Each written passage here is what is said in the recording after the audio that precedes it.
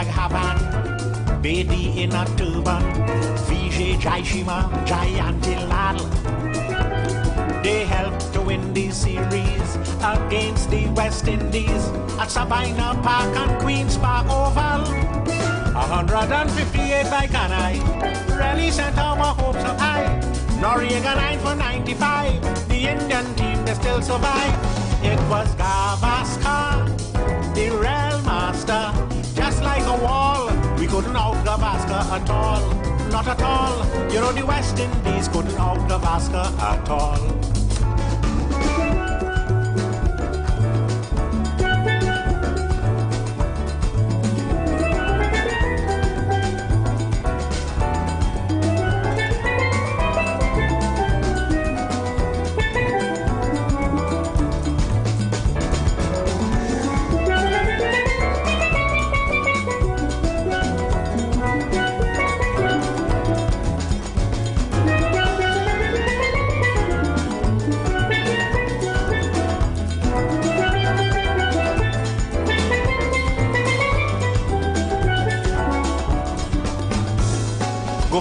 Janjurani, Solka Abidali, Dilip Sadesai and Vishwanath. They make West Indies bowlers look like second raters when those fellows came out here to bat. West Indies tried holder and keep voice. They had no other choice. They who tried with Newton Dow, but a shot at the sorry they bring him now. It was Gavaskar, the real master. Like a wall, we couldn't out Gavaskar at all, not at all. You know the West Indies couldn't out Gavaskar at all.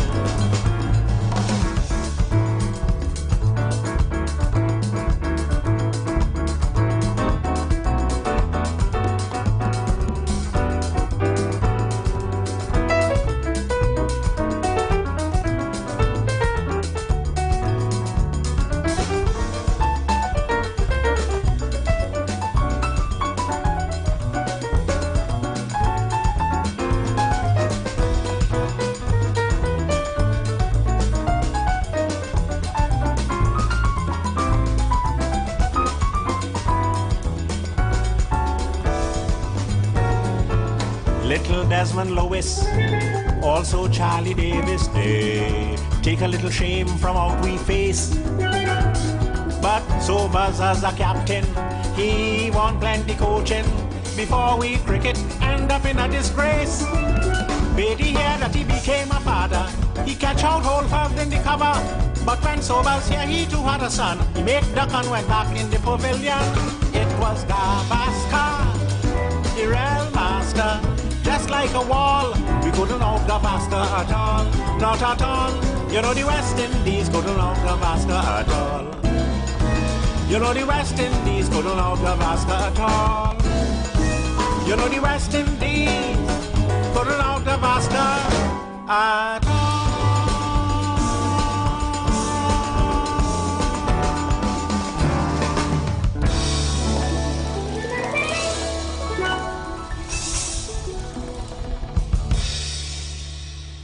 Good evening, ladies and gentlemen. Good evening to all our listeners, wherever you are, far, abroad. Those of you in the Middle East are looking to get home, good evening to you. Good evening to all our listeners in Trinidad and Tobago, those of you trying to get home this rush hour period and are on yours in this scorching sun. Good evening and welcome to another day, another edition of this great program, The Third Umpires. Today I am here on set alone as usual, and I'm sure our umpire Ronaldo, who is in Austin, Texas at the moment, will join us on set on via telephone. Very interesting day, very interesting news articles, things in the news, some of which some people say nothing different, but there's always something to unpack in all of this. And certainly on this show, we try to do as much of that as possible. So, ladies and gentlemen, you will be invited, of course, to chime in on the discussion and say things as you see fit. Yesterday, we spoke a lot about two things. One of which was the state of emergency that was declared by the President and Prime Minister of Trinidad and Tobago at third round of state of emergencies, and we also discussed a lot about the war that is taking place in the Middle East and how it is going to affect Trinidad and Tobago, how it's going to benefit Trinidad and Tobago, and the existing realities as it relates to destabilization of certain parts of the world. So this evening it's no different. I will be continuing along those veins. I want to first probably start with talking a little bit about the state of emergency. I remember yesterday we had a caller when we started discussing the state of emergency. He told us that we should listen to someone giving some analysis on how this particular state of emergency will affect us and how this state of emergency might be different from others. And yes, usually state of emergencies will come with certain legislative elements that could restrict certain rights and privileges that you have. And I guess he was talking about the Article 11, which talks about utterances, words, social media posts, and that kind of thing that could influence the public to break the law. And that is something that I saw the opposition leader, by right, she has the right to do so. She would have spoken about it, and she would have indicated that this government seems to be on a path that is one that restricts public, the curtailing of the rights of the public to freedom of speech and expression. So she did indicate that, and this particular article, let me see if I find it, so that I can probably say something about it in relation to what she was actually talking about and how it's going to affect us, or how it's going to affect you and your ability to speak, or what you can say and what you cannot say. So let me see if I can find it and read it, or read an excerpt of it, because I would certainly want to hear what you have to say about it and what you have to say about the ramification of it, and in relation to your freedom of speech and that kind of thing. Let me see if I find it. I had it earlier on. But yes, we are in a state of emergency, and certainly there are some curtailment of rights, and that is something we have to live with. Right? That is something that of course comes with a state of emergency. I'm still looking for this particular article. Right, so I'm not seeing it at this time. Maybe when I get it, I would mention it. But yes, we will entertain discussion on the state of emergency, the effects of it, how we can navigate that. And of course, we still want to continue along the lines of the situation that is happening in the Gaza, in the Middle East. We see that there's no letting up. This war certainly seems to be it's heading in the direction of a long war. And if that in fact happens, I think America will have less of a hold, a grasp of what's happening. And certainly, some commentators would say it moves to the depletion of the U.S. arms and its ability to protect itself from other what they see as more important threats to America and to America's existentiality. So that too we will discuss. We will discuss that. I hold the same view as, of course, my friend Ronaldo, and you. If you have been listening to us in the last few days, you would have heard, or you would have seen where we right. So I found an excerpt from the article. Right, no person shall endeavor, whether orally or otherwise, to influence public opinion in a manner likely to be prejudicial to public safety, or to any act or have any article in his possession with a view to making or facilitating the making of such endeavor. And I guess they are referring to things that are adverse to public safety, videos, articles saying things like us on the radio and that kind of thing that could probably interfere with government quest to preserve public safety. And that is how I interpret it. I don't know how you interpret it, but that certainly is a right there that is curtailed. I think is in of the Constitution. I think it's Section 4 of the Constitution, if I'm not making a mistake. But yes, that is something I'd want to hear what you have to say with regards to that, because that, depending on how you look at it. But then again, that is something for which a court will have to decide on. Right? So while you may be able, the police might be able to arrest you for something like that in a state of emergency, that is something the court will have to decide, and you know how the court feel about certain things.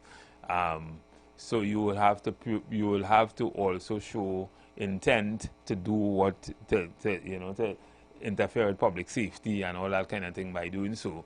And of course, the court will look at that very seriously. So, I mean, with all of what we're talking about, we have to also remember we have a judiciary, and the judiciary is there to provide a certain degree of explanation, or not understand, but explanation of the law in situations where you are brought before the court.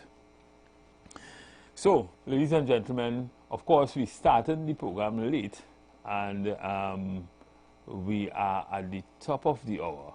So, clearly, you know where we are going, where I'm going in the next hour, and certainly I'll be inviting you to join in, to chime in, to call, and engage me on issues relative to the two areas that I just raised. It is no different from yesterday. So if you were listening yesterday, I know a lot of people were listening yesterday and wanted to get in, wasn't able to. If you were listening yesterday and you wanted to get in to say something on the topic, today is your opportunity. We have a full 2 hours to deal with everything that we wanted to deal with. You wanted to hear and get done yesterday. We have a full 2 hours to do it.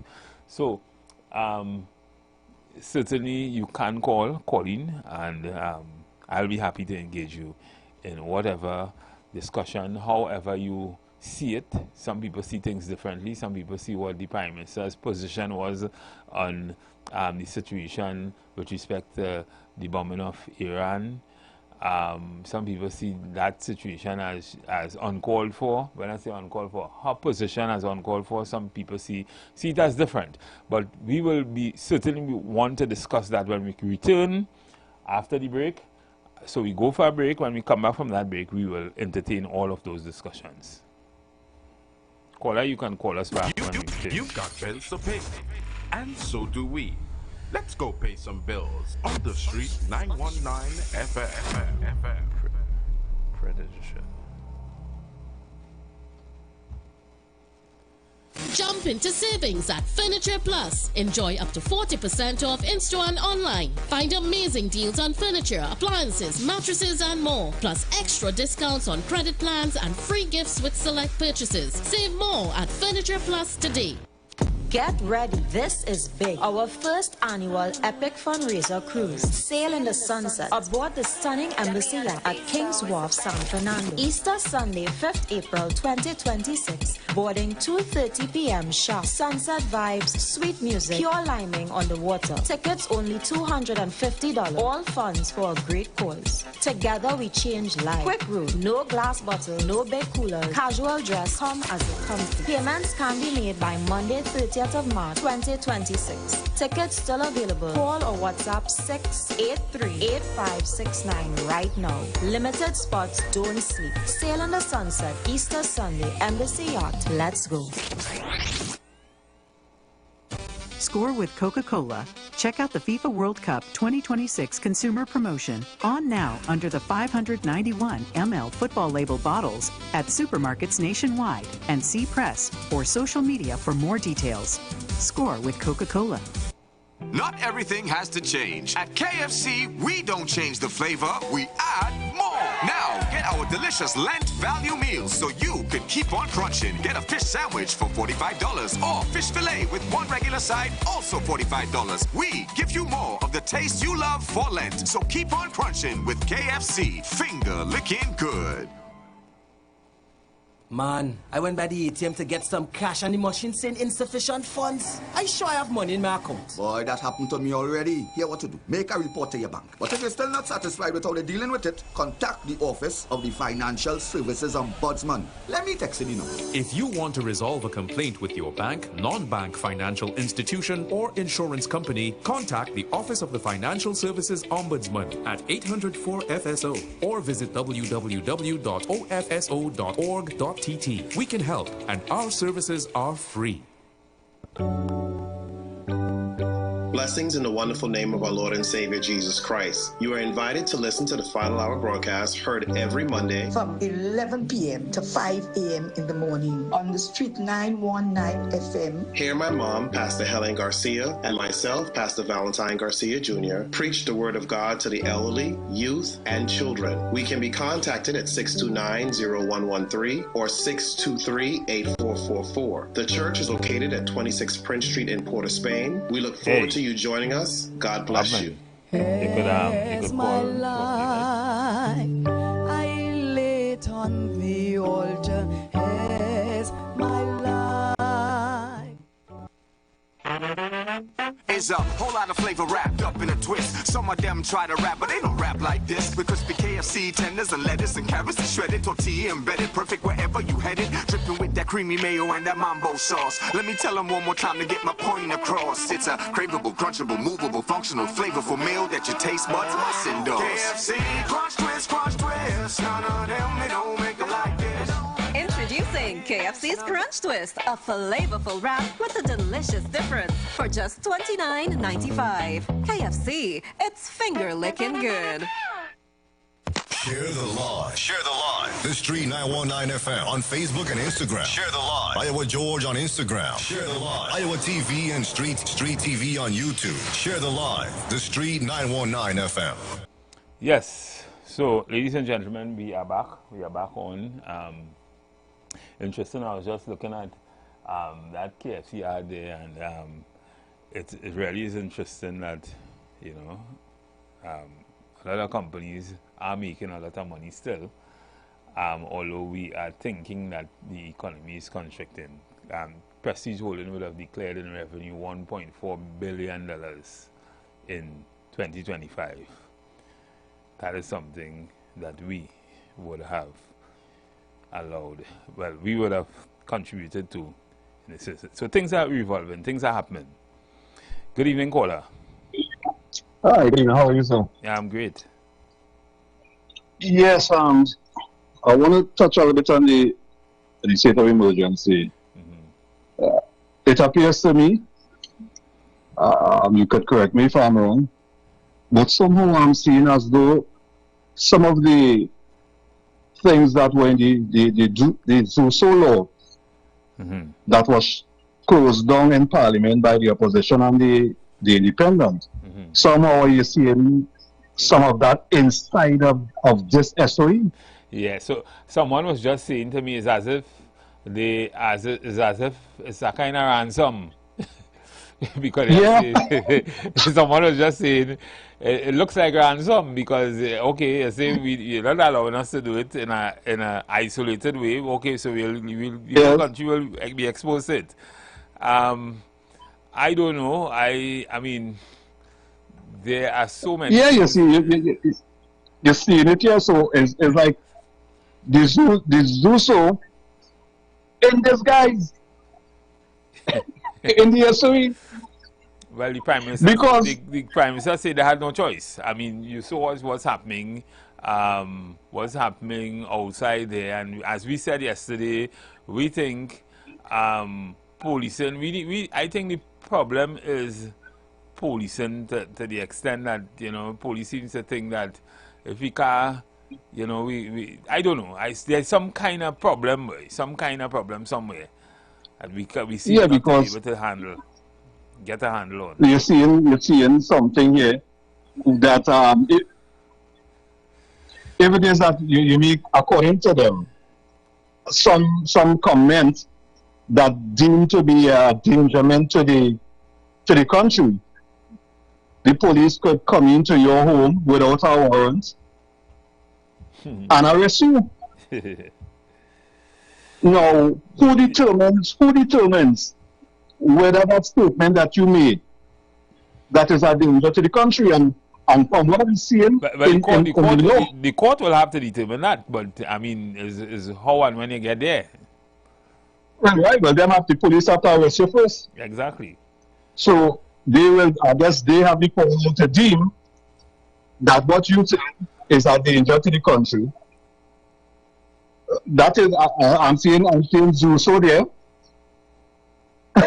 I'm also seeing they have the power to stop you and actually where you're from, what you doing here. They could tell you if you're from St. James and you're in Barataria, where you doing in Barataria. And they could tell them, they even have the power to tell you, we don't want to see you in Barataria again. That is Zuso. So what I'm saying here, umpire, and it ever look more, but I know it's about our callers who will want to get in. Go ahead. So what I'm seeing here is Zuso that was turned down and rejected in Parliament is now showing its face in the SOE under this guise. I'll stop there for now. Thank you very much, umpire. Yeah, thank you. Yeah, and that certainly is something that the public will have some challenges with, and rightfully so. Good evening, caller. Good evening, sir. I feel like you're dealing with the other part this evening. Yes. Right? I'm glad you're doing that. Right? No, you triggered me off yesterday and I raised my voice. I want to apologize to you. No. No, man. Listen. If I don't have the information before me, I can't talk about it. Because when Roloff tell you the man right, it have another part. Yeah, so it do have regulations Yeah, but that what I'm comes saying with is, it. But I didn't didn't make know. my contribution yet. Mm-hmm. I'll let you, because you see we are 2 hours, right? Mm-hmm. So I will listen. No. And then I mean, what you have? No. But you would have read it, do the same thing. I would have read an excerpt, Article 11. What was your position on it? No. Listen, Patterson, not yet. Let me hear some other callers. But what I want to be here to hear what you think. No, well, okay. You know, sometimes somebody thinks they're thinking. You can't really say it on radio. But right? I wouldn't say anything yet. Let me hear a few callers because we have time. Right. And but I'm glad. I want to commend you for coming back today and reading about the do's and the don'ts. All right? Okay. I happy about that. Okay. Right. Yeah, bro. Yeah. Thank you. So, callers, you can call us. You know where the discussion is going, where we are heading, and this was in relation to the state of emergency and the regulations and that kind of thing that comes with it. And we are seeing now, and one of them in particular, I was not aware of it yesterday, where there is an article or some articles in it that somewhat curtails your freedom of expression and your freedom of movement and that kind of thing to some extent. The opposition leader would have voiced her opinion on it.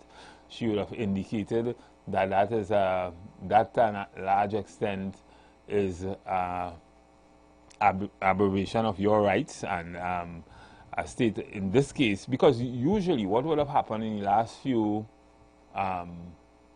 state of emergencies was that there were no curfew as usual, as sometimes you expect that there were curfews, but they bore no real fruits, in my opinion, except that you would have held some people who you suspect are gang members and who you would have suspect as persons causing crime and mayhem and that kind of thing in the society.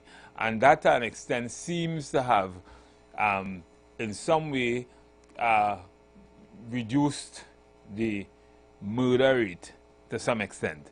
But and this is my opinion, we can't try to run the country a state of emergency when we have major crime fighting apparatus, we have laws, we have everything to deal with crime and criminality in Trinidad and Tobago. So we have to find a way. We have to find a way to solve this problem without, I should say, without disenfranchising the entire public. And that may be what the government is trying to do at this time. We had the ZOSO legislation. It was not passed for whatever reason, and that probably would have isolated the attempts by law enforcement to deal with these things in an isolated way in different areas. But that failed, and when that failed, the government now is now implementing a new state of emergency with the heightening instances of crime and criminality, and therefore their position is that they have no choice. The thing is, crime is going on unabated. The problem is, can the police do what it is supposed to do without a state of emergency? And that's what I would want to find out. Yeah, I know you would have some ideas. I would want to hear what you have to say, because when I look at what they are attempting to do, it's bordering on very serious. But then we have the courts, we have the judiciary, and the judiciary certainly will say where they intend to do what the articles say you shouldn't do, and if so, then why was this person arrested? But I would want to hear what you have to say, callers. Good evening, caller. Good evening, caller. Caller, good evening. Good afternoon. Was it I? Good afternoon. Oh, good afternoon. How are you? I'm fine. Right. I tend to agree with you. This is Matheson, right? Hello? Mrs. Matterson, go ahead. Hello? Make a contribution, yes? Right. Right. I wasn't hearing properly. I tend to agree with you on what you were saying. If we had a competent national security ministry with Coast Guard, police, everything, with everybody involved, the country could maintain the crime situation, right? What I find an SOE are doing things that you could do without an SOE if you are running a country efficiently and competently, right? Correct. Because and a lot of the crime in our country, I find, is not a man with a gun. It's the man with a pen or sitting down behind or who controlling you. Not you per se, but people who not using gun or nothing silently. All those cases we don't know about and things. SOE means nothing. SOE means nothing to me, right? That the police can't do normally, not infringe people space and things like that. If they do it properly, do their job. If they do their job, like what you said, and and crime is nothing you could stop. Like if you're saying they're going to hold a child and you stop him from putting his hand in a tin. It doesn't stop. It can be maintained because nowhere in the world, no part of the world you hear, there's no crime. And if there is, I don't know, right? It's crime. But you can maintain it at a decent level and concentrate on, white collar, all the other crimes that have, all the other things that have, that's going wrong. So that's just I just found that I agree with you. And that's what I've been saying. I mean, we really need to restructure our crime fighting apparatus. We need to probably provide a different kind of training. And we say this all the time at nauseam. We say this on this program. I don't know if I don't know if we have the right kind of capacity in government, in the hierarchy of the police service or whatever, to be able to do that. Why are you saying I don't know? Why are you saying I don't know, Matterson? You don't see this you know. We had a government before, and the same thing was happening. We have this government, so something is wrong somewhere. Wait, we're not talking about government. You're talking about government. I said the ministry, whoever it is there. I'm not talking.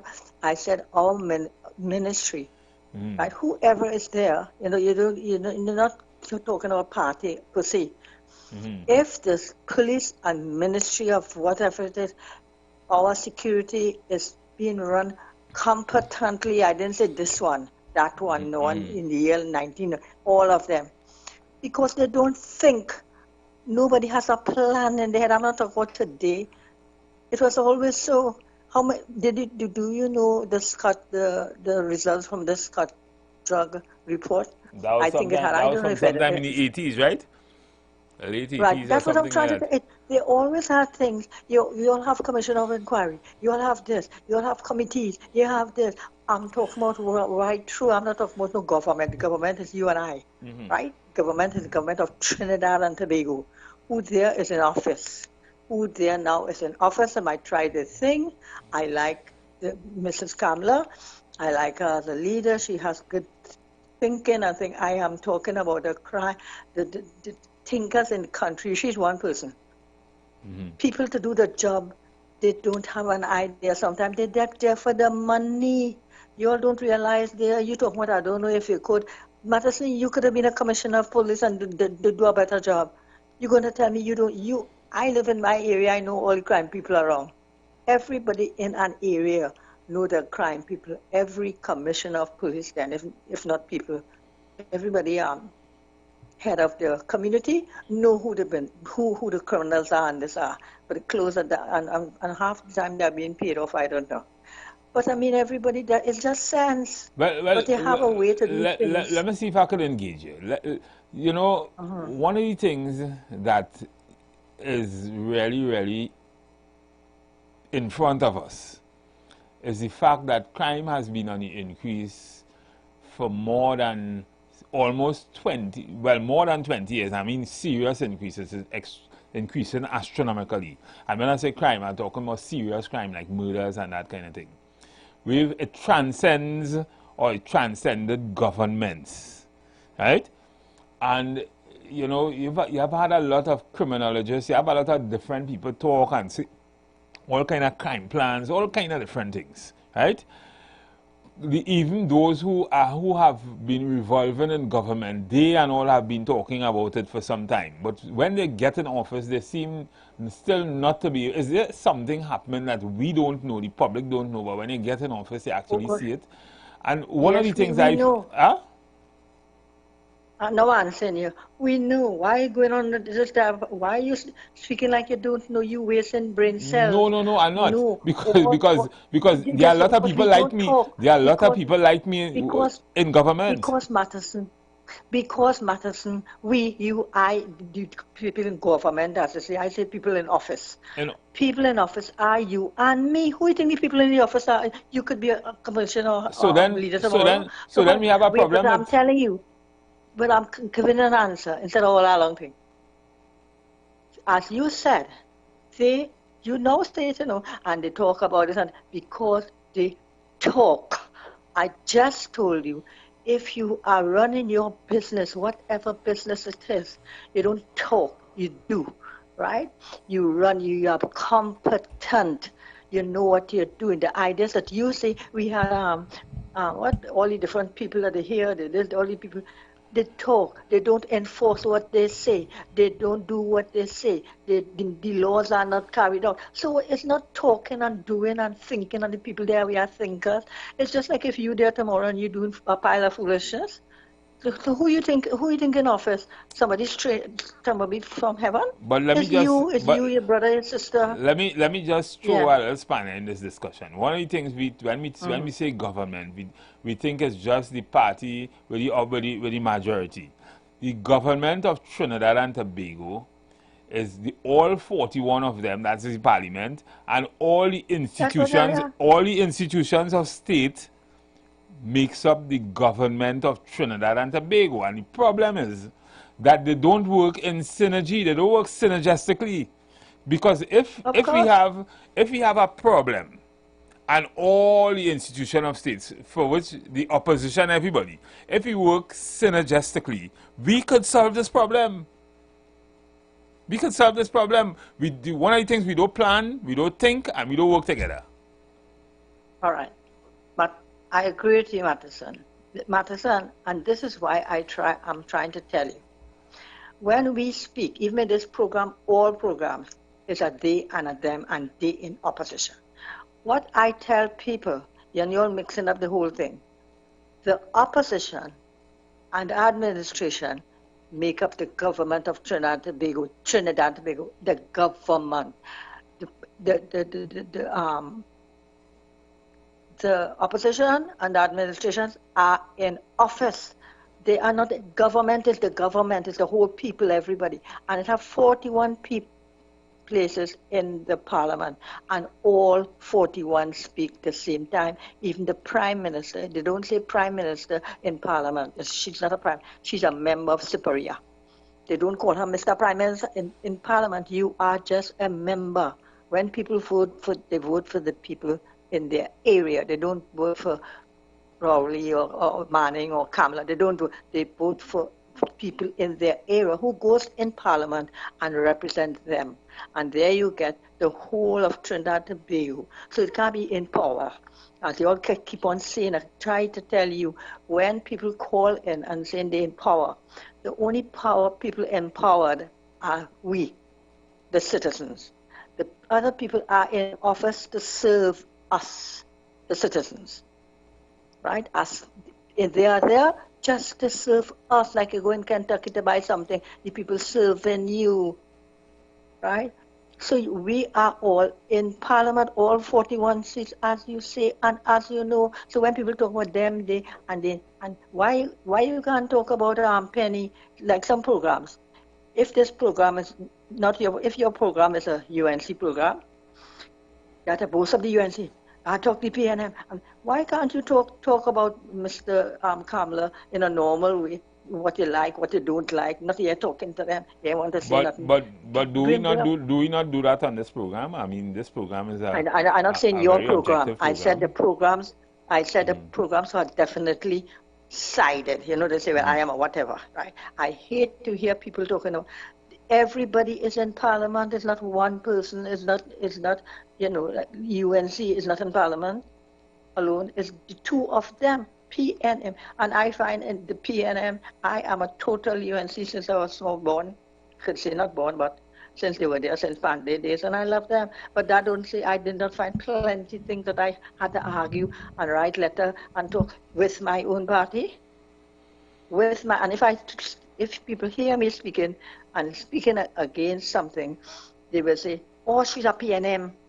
Or so on. So no, we all belong to Trinidad and Tobago. You might like your party. You know, that's one of the things. We want more like you in Trinidad and Tobago. And if we have more like you in Trinidad and Tobago, we will certainly fix this, because people need to see... And you're like you too. Yeah. People need to see through the politics, the colors. People need to see nationalism. Right? And once we can see that, we will... Yes, and even if you like, nobody is stopping you for loving, I loving your party, whatever it is, whichever one and whoever people you love them. It come like a father, you love them. That don't mean that you know that is stopping you from loving them, but you can say what you have to say. You know what I mean? With an open mind, with brain cells working. You know what I mean? So what do you have to say? What do you have to say to the fact that we now have a state of emergency, and in that state of emergency there are particular articles that curtails to some extent, and it is very murky, blurry, because you still don't understand everything, what you can say, what you can't say, but to some extent it curtails your freedom of expression. I don't waste brain cells. My brain cells are not wasted on blurry, and all kind of things. If you're telling me something for a fact, I can study it, but I can't do blurry. I don't waste my thing. It's like how when you given the article or whatever, it is not you personally. It is alleged, and you don't know what to say and why they're saying that, and I can't understand anything you don't understand.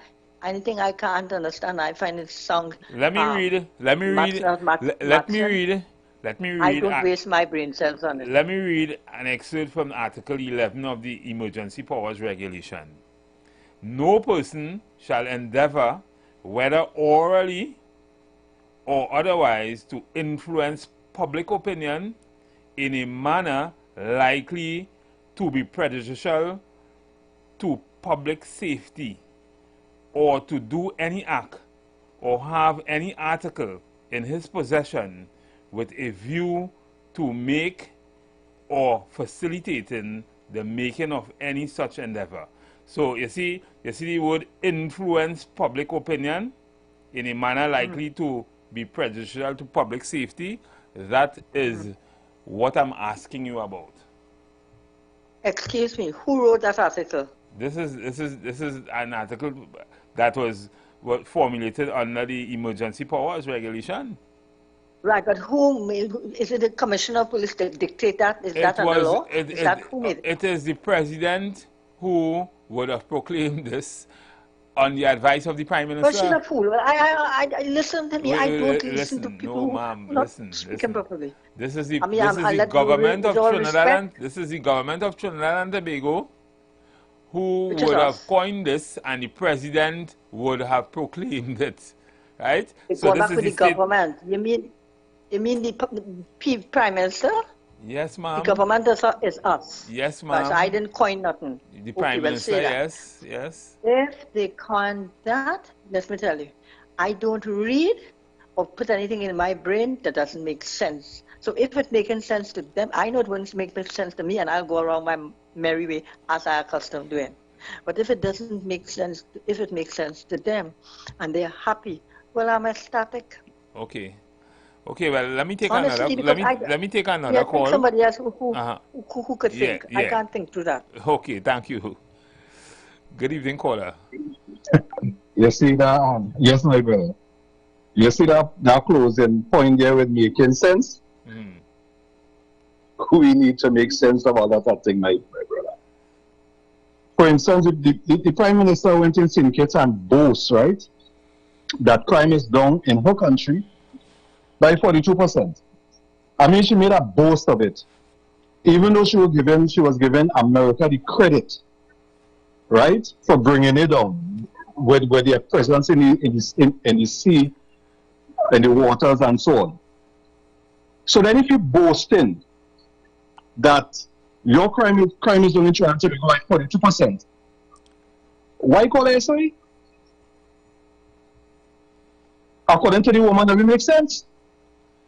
Well, the Prime Minister, if you are boasting that the crime is down, not up on them, or not continue to go up on them, the crime is down. Why you call a SOE? So we're trying to make sense of this thing. No, the last time SOE was called, they mentioned the reason for it is that the government ministers' safety was being threatened. But lo and behold, we had ministers in cricket, in CPL cricket. We had Mr. Parrott walking in to churches, second in Port of Spain, in a three-quarter pants by himself. Nobody around him, no security details. So we know that was a farce. Because if your life is threatened, as the Prime Minister was saying, why won't there security details around them? Especially around Mr. Parrott, who walk into a chicken place by himself and out. Well, I guess so. We're trying to make sense of this SOE, and my brother, it's not making no sense. We're talking about just now. While you was talking, you mentioned something about curfew and no curfew. This SOE, the police have the power. Again, as I tell you, how Zulso is inside this SOE. The police have the power to tell you not to come outside at a certain hour. No? The police have that power to tell James and John or whoever the case is, they can implement curfew on you and tell you not to come and must not see you outside at a certain hour. This is what is taking place in Trinidad and Tobago, and there is a push by this government to silence people, because all the social media, they are attacking social media now. So it's reaching to a point as though you cannot say nothing against this government. So you see this SOE umpire. This SOE is a joke. When you have a SOE in your country, you are keeping out investors. If I want to invest or I want to do business, right, in Trinidad, if I'm from another country and I want to do business in Trinidad and Tobago, and then I'm hearing that they are under curfew, they are under a state of emergency, I am not coming. So what they are doing by continually calling these states of emergency is keeping investors out of Trinidad and Tobago. Well, you saying Tobago. You saying that. Tobago survived. Go ahead. You saying that, but Trinidad and Tobago was under a state of emergency for all of last year. Let me tell you how much money. You want me to tell you how much money Prestige Holding made? $1.4 billion. So clearly, investors come in and they're looking to open more Starbucks and more KFC and more everything. So I mean, that argument there, you know, that argument doesn't take any isn't it's saying holding water. It is saying what we see in the trend is. The thing is, all right. The thing is, the problem, well, the concern is, I should say, not problem, but the concern is at this time, is this state of emergency has some emergency regulations attached to it, and one of them in particular the opposition leader has problem with it, and I would say for good reason.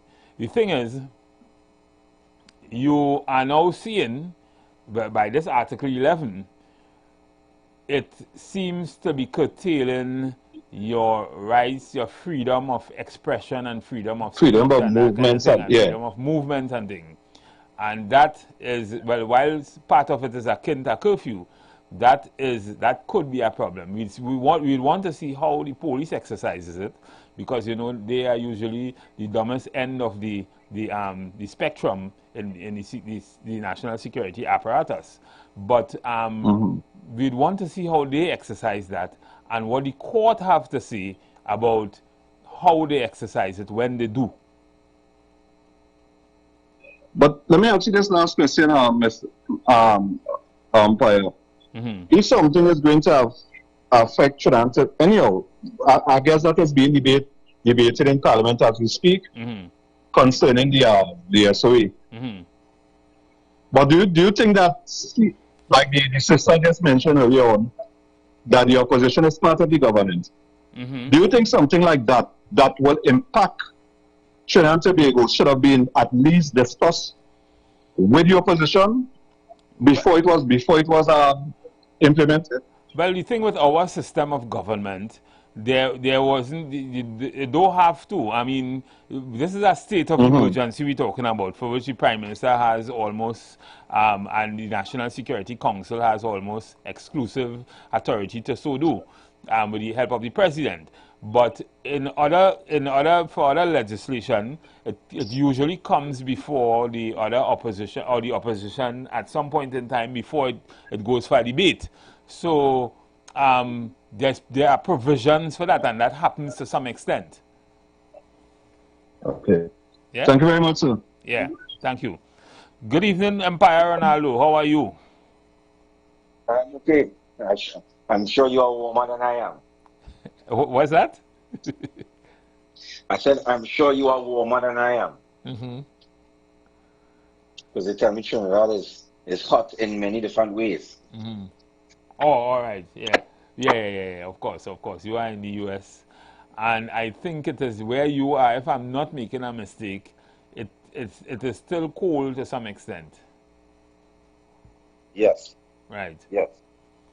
Right. But how are you? Are you listening on the discussion, what we've been discussing? Well, I missed part of it, but I heard you refer to the opposition's input. Yes. The opposition question in particular about the curtailment of, freedom of expression in particular. And what they are seeing is that that is the opposition. They are seeing a kind of creeping dictatorship with the constant implementation of states of emergency, and in this case, where they seem to want to curtail the rights of persons' freedom of expression and speech and social media and that kind of thing. That is what they are saying. What do you have to say about that? I mean, I don't necessarily agree with them, but I could see how one can arrive at that conclusion. And but for me, that is not the discussion. The discussion should be if it's useful or if it's not useful. And if it's not useful, then that I understand. But because this is like the third round of state of emergency in Trinidad and Tobago, right? Hear 'em out. And yes. And clearly, what we had was over the last two states of emergency, and in fact the last one, we had a significant drop in serious crime, murders and that kind of thing, because even though we had a state of emergency the year before, we had a record in serious crime and murders, and it went to 600 and something, right? So clearly, for whatever reason, in this 2025, we had a significant decrease.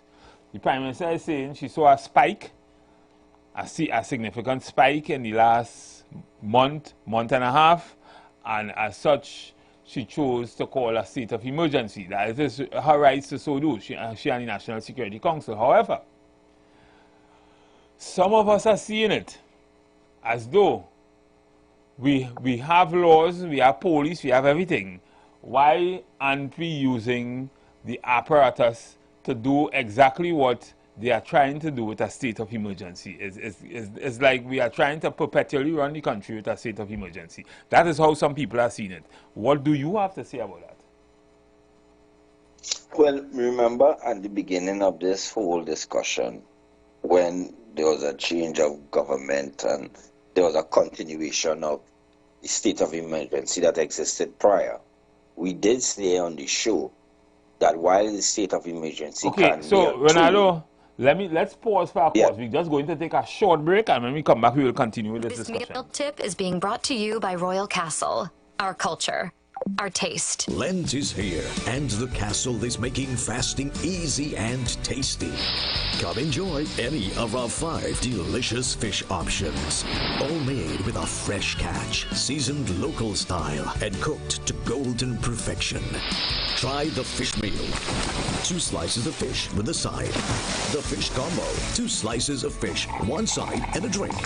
Maybe the fish sandwich combo of 1 sandwich, a side, and a drink. Want more fish? Well, the Royal Fish Meal is for you. Enjoy a slice of fish, a fish sandwich with a side and a drink. Or maybe you just want our famous fish sandwich. The delicious Lenten specials are hot and waiting for you at your nearest Royal Castle. Here's another meal tip from Royal Castle. Going to the beach? Heading to the river? Or perhaps having a get-together at home? Take the hassle out of the line, pop into a Royal Castle, and pick up the mega meal. Get 12 tasty pieces of chicken with flavor to the bone, together with 6 regular sides. Mix them up with your choice of fries, coleslaw, potato, or fresh salad, plus an 2-liter soft drink. Let us handle the cooking while you focus on a good time with your crew. So pick up a mega meal or 2 from Royal Castle. It's our culture, our taste. Lent is here, and the castle is making fasting easy and tasty. Come enjoy any of our 5 delicious fish options, all made with a fresh catch, seasoned local style, and cooked to golden perfection. Try the fish meal. 2 slices of fish with a side. The fish combo. 2 slices of fish, 1 side, and a drink. Maybe the fish sandwich combo of 1 sandwich, a side, and a drink. Want more fish? Well, the Royal Fish Meal is for you. Enjoy a slice of fish, a fish sandwich with a side and a drink. Or maybe you just want our famous fish sandwich. The delicious Lenten specials are hot and waiting for you at your nearest Royal Castle. That tip was brought to you by Royal Castle. Our culture, our taste. Yes, ladies and gentlemen, we are back. And we will continue on the discussion. We were talking about, of course, the state of emergency and the special regulations that comes with it. In this case, the opposition's position on the regulation that relates to the curtailment of freedom of expression, and of course some would see it going down to things like social media posts and what we say and how we say it. Once in the view of the police, we are endangering the public by our expression. So certainly you can call us, you can call me and engage me. Ronaldo, if you are listening, you can certainly call back. You can call me and let's hear what your position on the issue is. Let's hear what your position on that particular regulation. Good evening, caller. Yeah, good evening, Mr. Matheson. Yeah. State of emergencies are not new to, it's not novel to this country. Mm-hmm. And when you have state of emergency. Yeah, but what is novel is this particular regulation. No, but I want to set the stage. Right. I want to set the groundwork. Right, good. The fact remains is that it's all about suspension of rights. Yeah. When you have a state of emergency, the rights are suspended. Yes, I agree. And a person's rights, your right, is limited. Mm-hmm. It has limitations. Mm-hmm. You have laws like defamation. You could freedom of expression. Yes, you could go to section 4 of the Constitution. Yes, they have suspended Section 5 of the Constitution with respect to habeas corpus. When you have sedition, right? You have obscenity and all these things. So I'm saying that your rights are not absolute. There are limitations to your rights. And when you declare a state of emergency, what is concomitant with that is the suspension of your rights. And you go to section, exactly section, that regulation 11 you speak about. It all has to do with people who go on the internet, go on the Facebook, just with the Prime Minister and talk about the lady's house and where the house is and who should bomb it. You have other people who've been charged for that, you know. Yes. So that you need to, and the question of sedition, you have people who would, you can't go and incite the population into devious behavior, and that is what it is about to curb. Because during a state of emergency, in the normal scheme of things, you can't do it because you'll be charged with sedition. You can't open your mouth and injure people's reputation. You'll be sued for that. Yeah, correct. So that the fact I don't know what people making this noise about. Unless you intend to go and stand up people, unless you intend to go and incite people. So I don't know that is, and I've heard people, astute attorneys and whatnot, people just don't worry about that. That is a normal thing. That the law already exists with respect to sedition. So when people talk about the rights and the rights and the rights, I don't know. I have been a student of public law, and more especially constitutional law.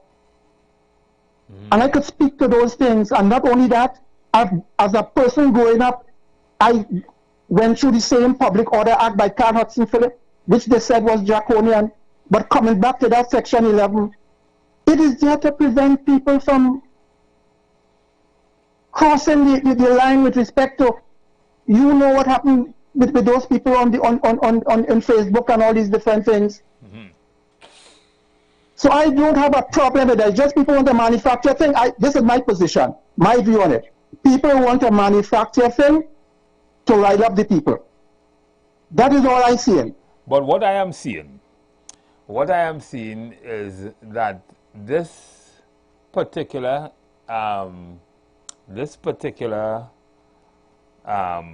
article is certainly left to for the interpretation outside of the court, the interpretation of the police, and to me it isn't very clear.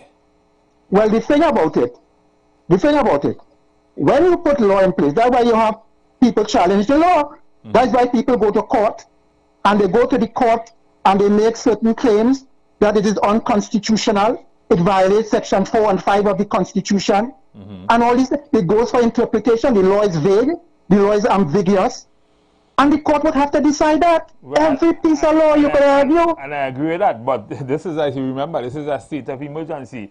The whole ordinary Joe with something he said or something he posts on the thing, he had to wait for he to get the right kind. He had to spend plenty money to get the right kind of representation to go to the court to defend himself. But it might have been something for which a policeman by himself interpreted as you saying something or doing something that might have breached that particular article. And as such, like not answering a particular question when the police stop you or something, and as such, your rights are abrogated, and that could be a problem for some people. Yes, but the point I'm making is that when the police, in any event, it's a question of interpretation of the law. And if the police arrest, and it's the normal, this is what happens. If you go down the road and you have some piece of legislation that you probably some robbery or whatever it is, and you believe that the police charge you, you go to your lawyer. And it happens almost every day. A man charged with robbery, and the fact remains, you know how much you get a good lawyer, you who hold an ordinary Joe, you know how much you get a good lawyer or a good person like me to represent you? Yeah, but the point about it is that the ordinary man don't normally interpret the law. He goes to an attorney because the law is written in such a way. But hear what you heard what I just tell you, right? You know what is the cost to do that for that ordinary man? I am saying yes. I agree with you. To get a good it's one, costly. To get a good one, probably a senior counsel. Yes, it's costly. But we all, if tomorrow somebody come and tell me that I slander them on the radio, they send me a pre-action protocol letter. What I would have to do, not go and seek the advice of a lawyer. If the police arrest me and tell me I have to go and get a lawyer.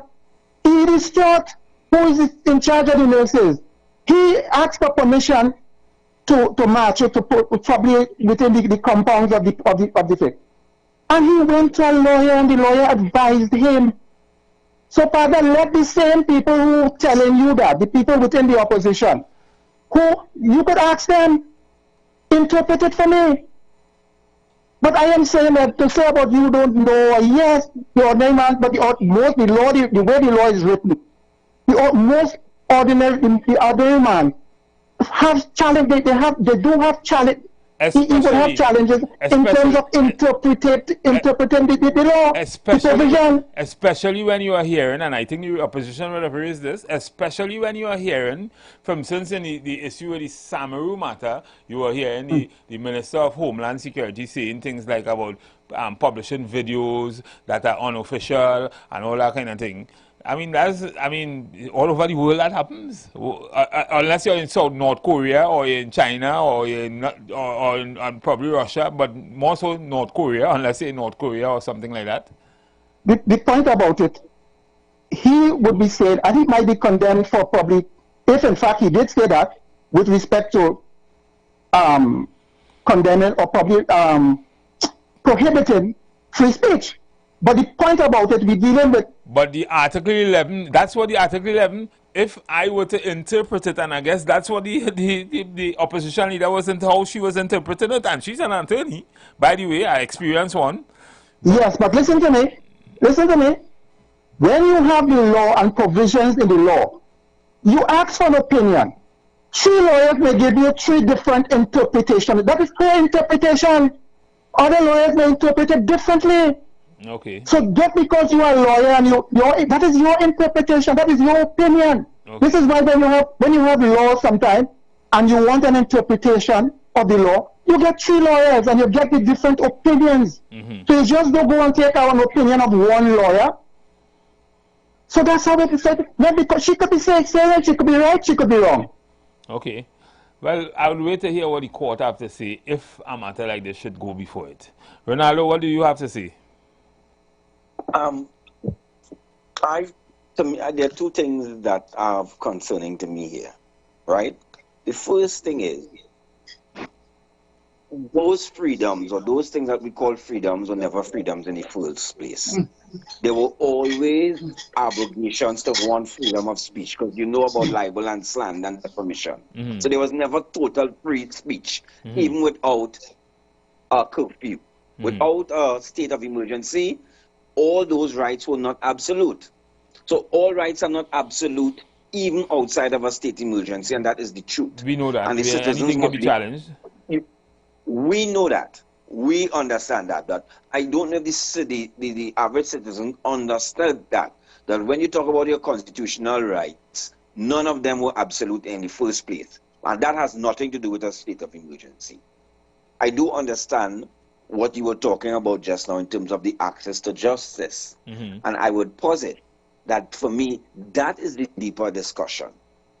But that is not what is being picked at. And maybe that is part of the crime problem, access to justice, because it is exacerbated in a situation of a state of emergency. Yes, exactly. But if things were normal, you know, things normal. But in this case, it is a little bit exacerbated. Caller, just now.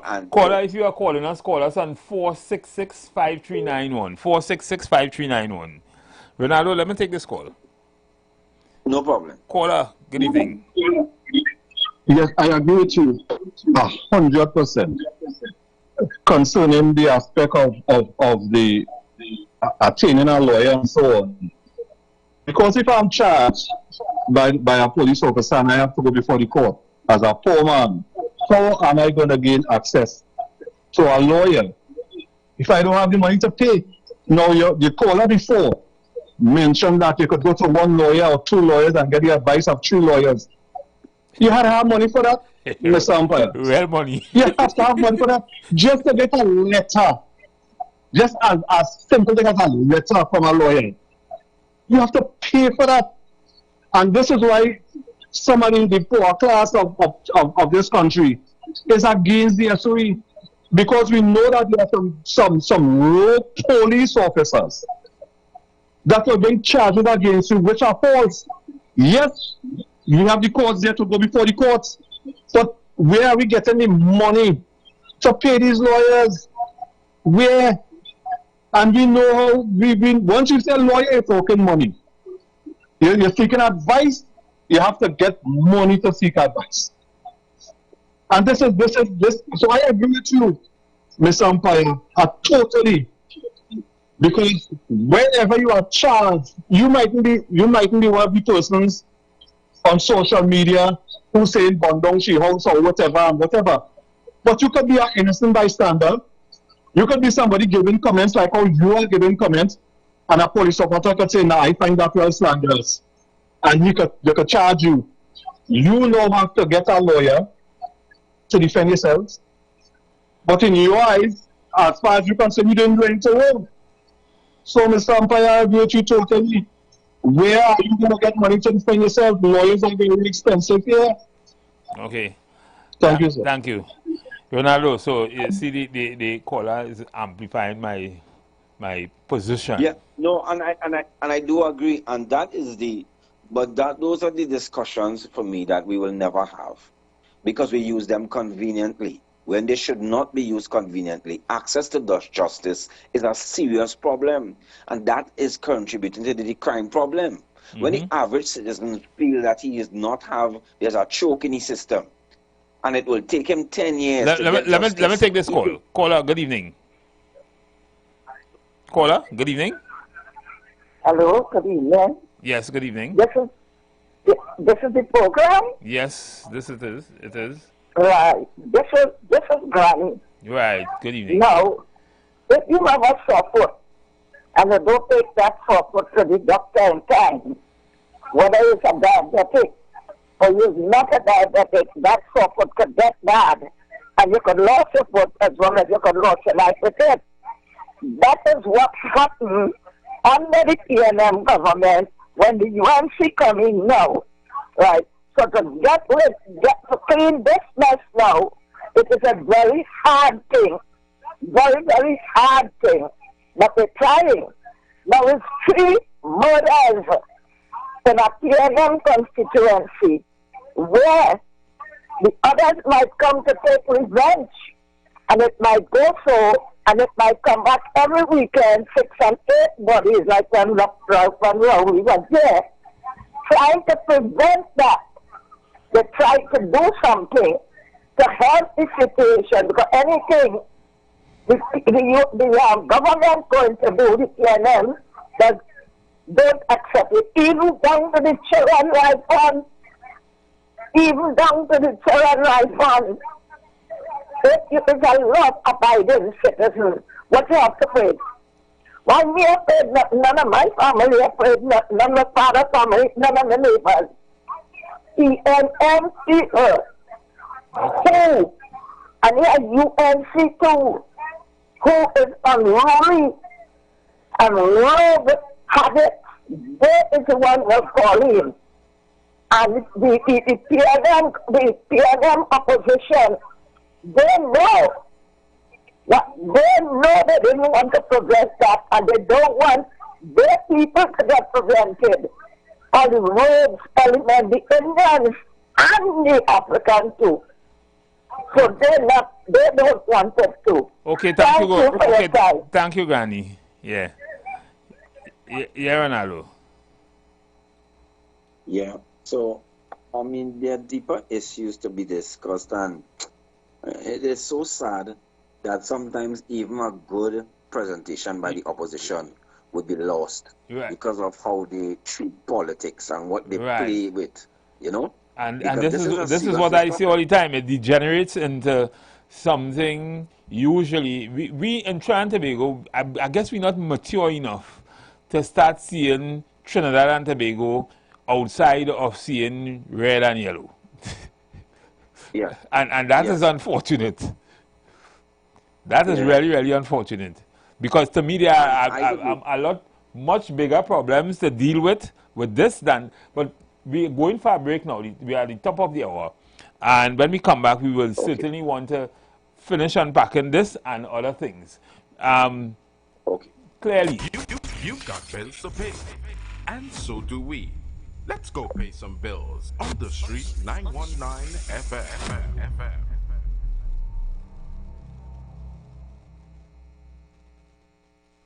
Boy, I got in an accident a while ago. I was in traffic and my car get bounced from behind. Well, then they're wrong. Yeah. Well, the insurance company go fix it up. Fix up? Huh? I make my claim the next day. And up to now, I can't hear from the insurance company. I need my car fixed. Look, you better go to the Financial Services Ombudsman. I'm sure they can help. Yeah, I'm going to check them now. To resolve a complaint with your insurance company, bank, or non-bank financial institution, contact the Office of the Financial Services Ombudsman at 800-4FSO or visit www.ofso.org.tt. We can help, and our services are free.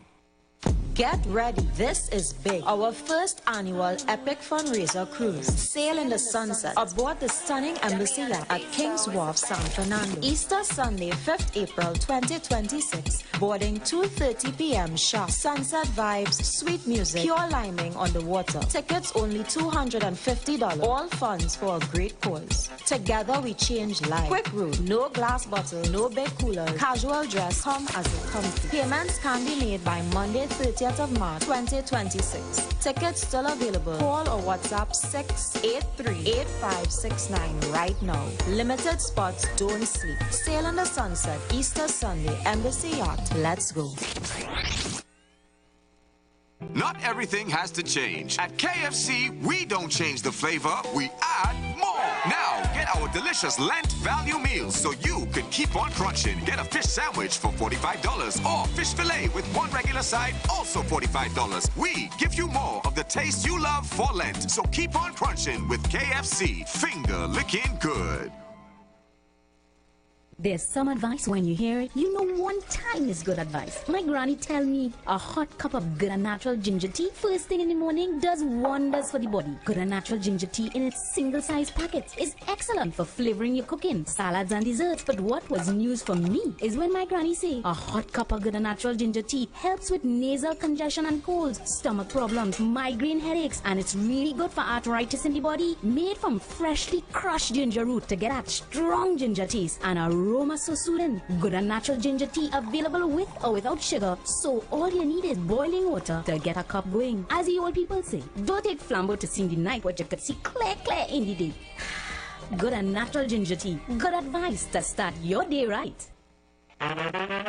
It's a whole lot of flavor wrapped up in a twist. Some of them try to rap, but they don't rap like this. With crispy KFC tenders and lettuce and carrots and shredded tortilla embedded, perfect wherever you headed. Dripping with that creamy mayo and that mambo sauce. Let me tell them one more time to get my point across. It's a craveable, crunchable, movable, functional, flavorful meal that your taste buds must endorse. KFC, crunch twist, crunch twist. None of them, they don't make it like this. Introducing KFC's Crunch Twist, a flavorful wrap with a delicious difference for just $29.95. KFC, it's finger licking good. Share the live. Share the live. The Street 919 FM on Facebook and Instagram. Share the live. Iowa George on Instagram. Share the live. Iowa TV and Street TV on YouTube. Share the live. The Street 919 FM. Yes. Ladies and gentlemen, callers, we are back. I am back. And certainly today we have joining us on the television empire online is Mr. Ronaldo Rollocks. So we were discussing the SOE in Trinidad and Tobago, the implications to the regulations, and this would have come out. I wanted to discuss this further after yesterday when a particular caller would have called in and spoke about this particular regulation and how it will affect citizens. Good evening, caller. Yes, I just want to clear up something, Mr. Madison. Mm-hmm. I don't think I want to take too much of your time. No, you go ahead. Mr. Madison, you have some spin artists. Very good at spinning. Mr. Madison, I never said that the person has to get 3 lawyers, you know. No, I know what you said. What I said, you said that the opposition leader said certain things, and she's a lawyer. Yeah. And I told you that is her opinion. Yes. And I'm saying that. And you did say sometimes you need to get 3. I just thought that may be extreme, but you get the advice from other lawyers, attorneys. Exactly. I never said that the person have to go by, how you got to write 3 lawyers and all that. I never mentioned that. I understand that, but you know, sometimes people speak things out of context. They didn't listen to the stream of the discussion. And deliberately. And because I've had that experience already. Right? I never said that. Mm-hmm. Right? And the question he said about access to justice, as the other empire said, that's a fact. Access to justice. Yes. Whether in fact you have legal aid or you have these what you call these persons who give advice for free to the state, right? Mm-hmm. So the fact state attorneys who give advice to persons who you know, maybe out of pockets and that, without the pockets and that kind of thing. Mm-hmm. But my position here is this, is that most of the laws, when you read the law, the average man can't really understand. That is why he has to go to an attorney. And that's a fact. The guy in charge of... Edie Stewart. Edie Stewart, he was contesting the fact that he wanted to know whether, in fact, he could march. Because he made an application, and they told him, yes, the police told him that he could have marched. And he went to the attorney based on what the same as the section or the regulation 11, and they interpreted it for him. But if you talk about the ordinary man, the question of access to justice has always been a problem, even in England, with the Lord Wolf report. Mm-hmm. Right? And this is where you have the whole question of legal aid and all that kind of thing, or defenders and public defenders. So I want to be quite clear with that. Not people take what I say and try to, but as Mr. Rollock said, that's a different issue. Because if the police hold you today, you have to go by a lawyer. The question of access, that's another issue, as he said. Well, under this emergency regulation, you might even, that right might be curtailed too. But that's the nature of the thing. That's the nature of the beast. That is why you don't go on the internet and play mass and play fast. And you don't do these things. So if you are law-abiding and you want to obey it, you do not go on the Facebook and try to create mischief. Stay away from that. Don't go and try to incite people.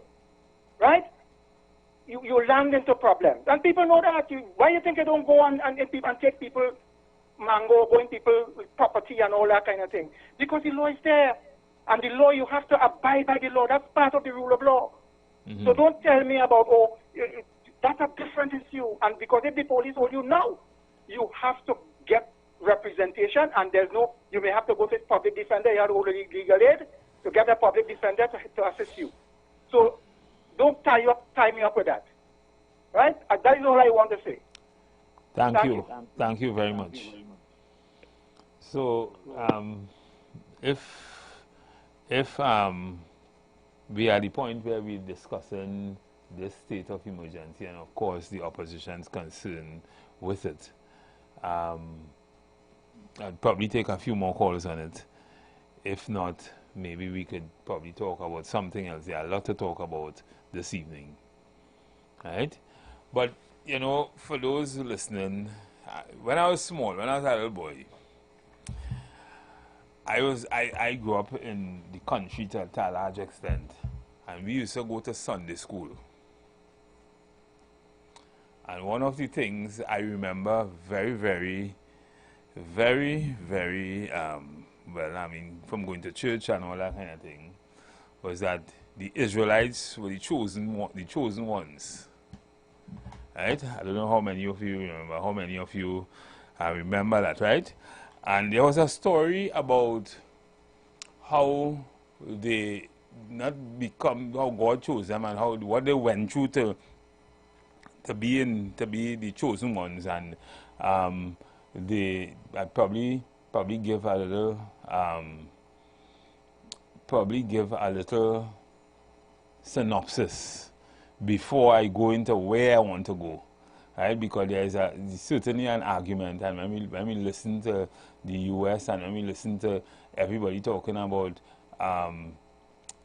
not criticizing Israel and that kind of thing, sometimes you get the impression that they are secret, and maybe there's a certain kind of respect that you should have for them, and criticizing them is a bad thing. Now, I don't know if you remember Moses and the Red Sea and how they reached there, and Moses tell them to go to the Promised Land, and Moses didn't get to the Promised Land with them, and Joshua did. And when you reach, tell them, kill everybody, destroy everything, you know, and he killed everybody in all the adjoining areas in the Middle East there, and Gaza and that kind of thing. And they went and they occupied it, and they were known as the chosen one, right? There are a lot of other things about that story that many of us would remember. Those of you who read the Bible and that kind of thing, you remember. But I want to ask the question, if those persons there now, and some of you will know about their recent occupation in recent years or recent time in our generation or whatever, few generations ago, if they are the chosen ones, or if those persons who are descendants of the real chosen ones in Gaza and the West Bank, and who are really the chosen ones there?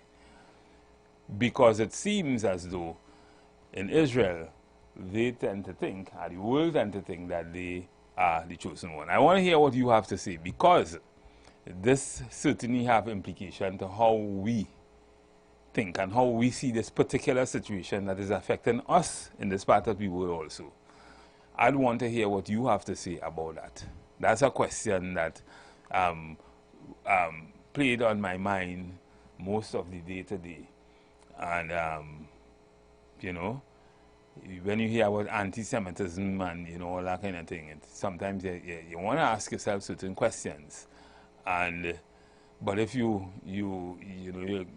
understand that particular era, you understand the genesis of certain things and the Bible and that kind of thing, you would also understand why they may not be the chosen ones.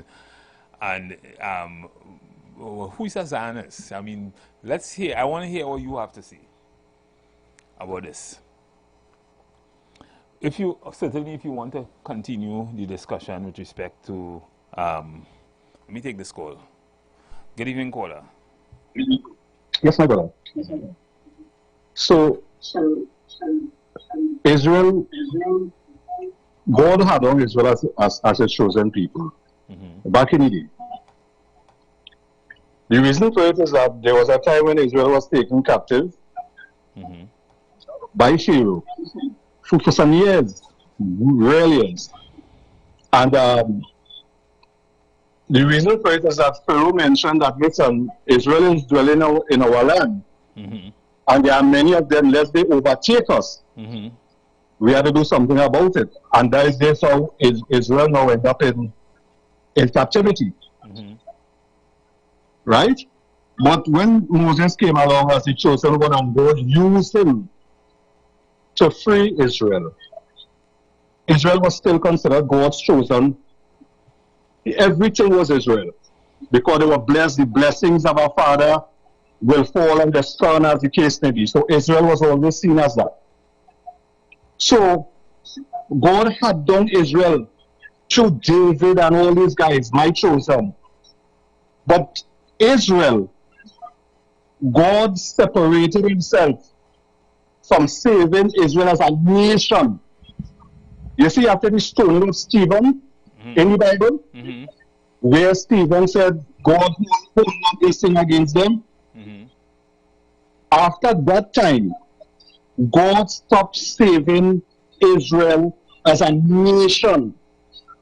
You see, everything with God was with Israel was nation. But now that God has separated here was my question. Himself from Israel.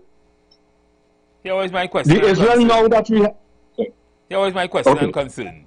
The people who are calling themselves Israelites now, are those the descendants of the people that God would have considered as his chosen ones? Or are they occupiers? In this case, I will say occupiers or no. The reason for it is because Israel back then was seen as spiritual Israel. So God always deals with spiritual and physical. Okay. So the Israel that you have now is just, if you want to say physical Israel, you can say so, but more so occupiers. Because my position because is they came from Europe and all about, and when they occupy and take away the people move the people from West Bank and the West Bank and all these places, and you know, that's my position. But the real descendants of that, in my opinion, were the persons who are there in places like the Gaza and all those places now.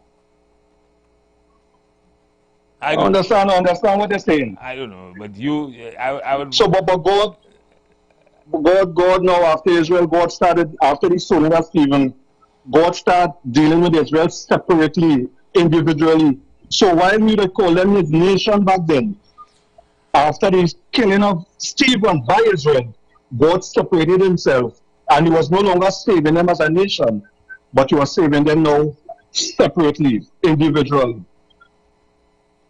Okay, thanks for your clarification. Yeah, that's I just wanted that was something just in my head, and I just wanted to, you know, put that out there. I can't remember everything, but certainly if you have a contribution in this particular area, it would be nice to call in and engage us.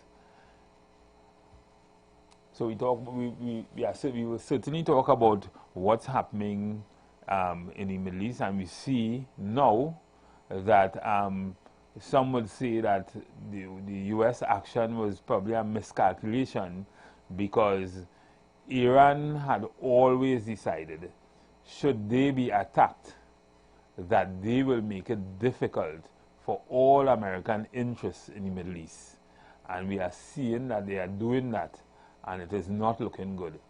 While it may redound to some benefits, depending on how long this will go to places like Trinidad and Tobago and that kind of thing, what is happening across there right now is nothing short of chaos and fear, and very soon you might see all those big towers and things in Saudi Arabia and Qatar and these places could be reduced to rubble. And even if it isn't, it will be very difficult for someone to want to stay inside there, because the Middle East is becoming very, very, very, very unstable.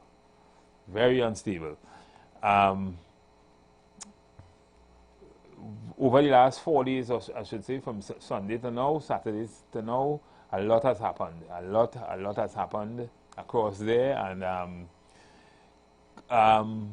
as we say, Trinidad and Tobago, and I always like to bring it back to what are the possibilities for Trinidad and Tobago, because we live in this part of the hemisphere, and we sometimes think that we are protected, and to some extent we are. We are protected because America is the probably most powerful military in the world, and we are also protected by climate and all that kind of thing, except for the little hurricane and that kind of thing here and there. But we are seeing a certain kind of movement, a certain kind of checkers playing, and any mistake could result in a situation where we could have a world war. And world wars, in this world war, while world wars in the 40s and things ended differently, world wars now may end very, very, very different from what existed then, because you now have very, very, very dangerous weapons out there that can threaten the existence of life on this planet.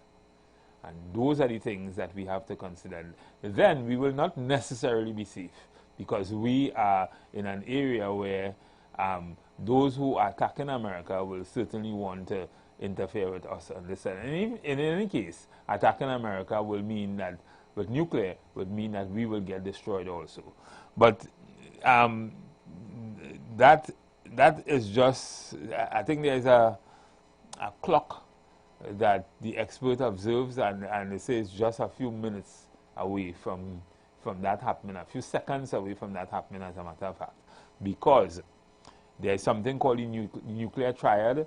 Those, especially for China, Russia, America, if you, and a dead hand in the case of Russia, if you attack me and you decimate my whole military and my whole leadership, I could still attack you without even doing it myself. And it's called the dead hand. And therefore, what that says to all nuclear powers is that you should never even attempt to exercise it. Again, after, I think America would have exercised that in 1944 somewhere in Hiroshima and Nagasaki in Japan. But trying to do that now against another nuclear country, you are asking for the end of the world. And we are seeing that things are happening with nuclear nations. I don't know if people know that Pakistan and India are both nuclear nations. You have other nuclear places with countries with nuclear weapons that, while they appear to be very, very responsible, things could happen. And America's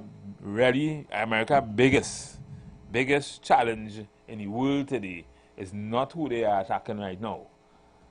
America's biggest challenge in the world today, of course, is China.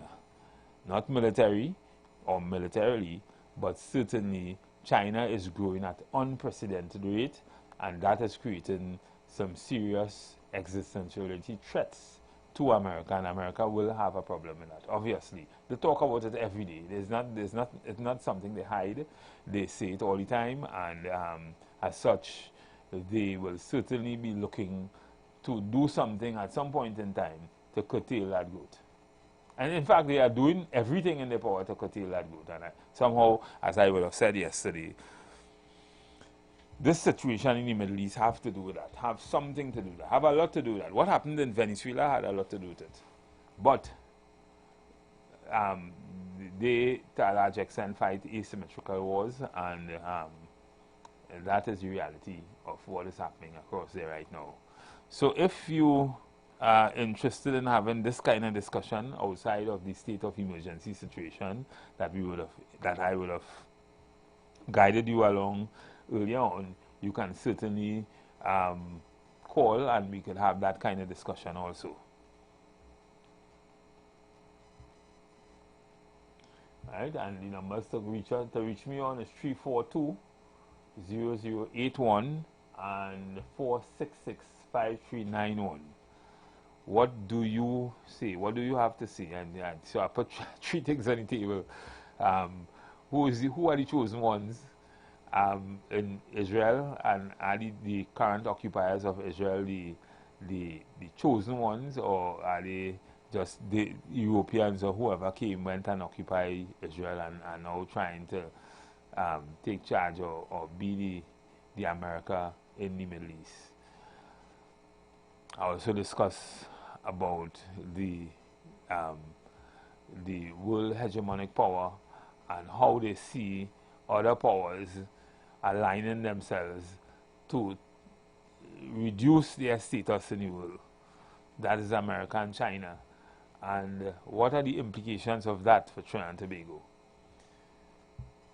And of course, we were discussing the issue with the state of emergency in Trinidad and Tobago, and how this particular regulation, Article 11, affects your ability and your freedom of expression in Trinidad and Tobago. So those are three things, and some would say they may be linked in some way. There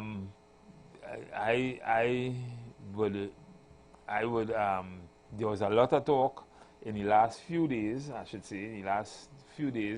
from the issues with the vessels being blown up in the Caribbean Sea to the situation with Samaru, what I would consider a murder by the police, or all who would have seen that video would have considered a murder by the police, and the police seemingly inability to curtail crime and serious crime and murders and that kind of thing, and that too was part of the ethos for probably a state of emergency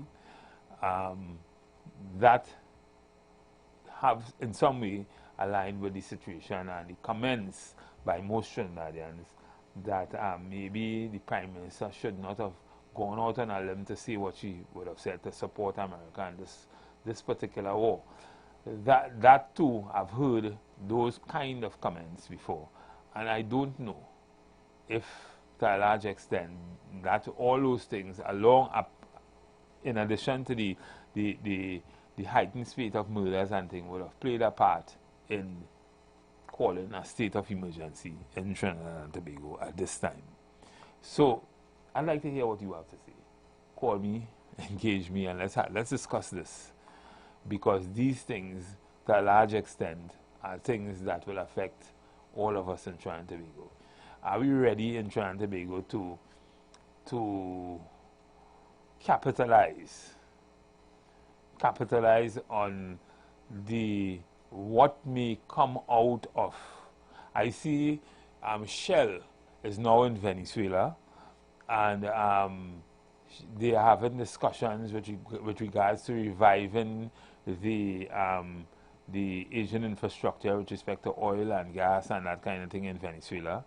I know when just after the invasion and the capturing of Maduro, there were some discussions in the White House with some of the American oil giants, and they were saying they had some challenges. They were saying that they weren't too interested in the reviving of the infrastructure in Venezuela, because they would have been there before. They tried certain things already before, and they wasn't able to recoup their investment.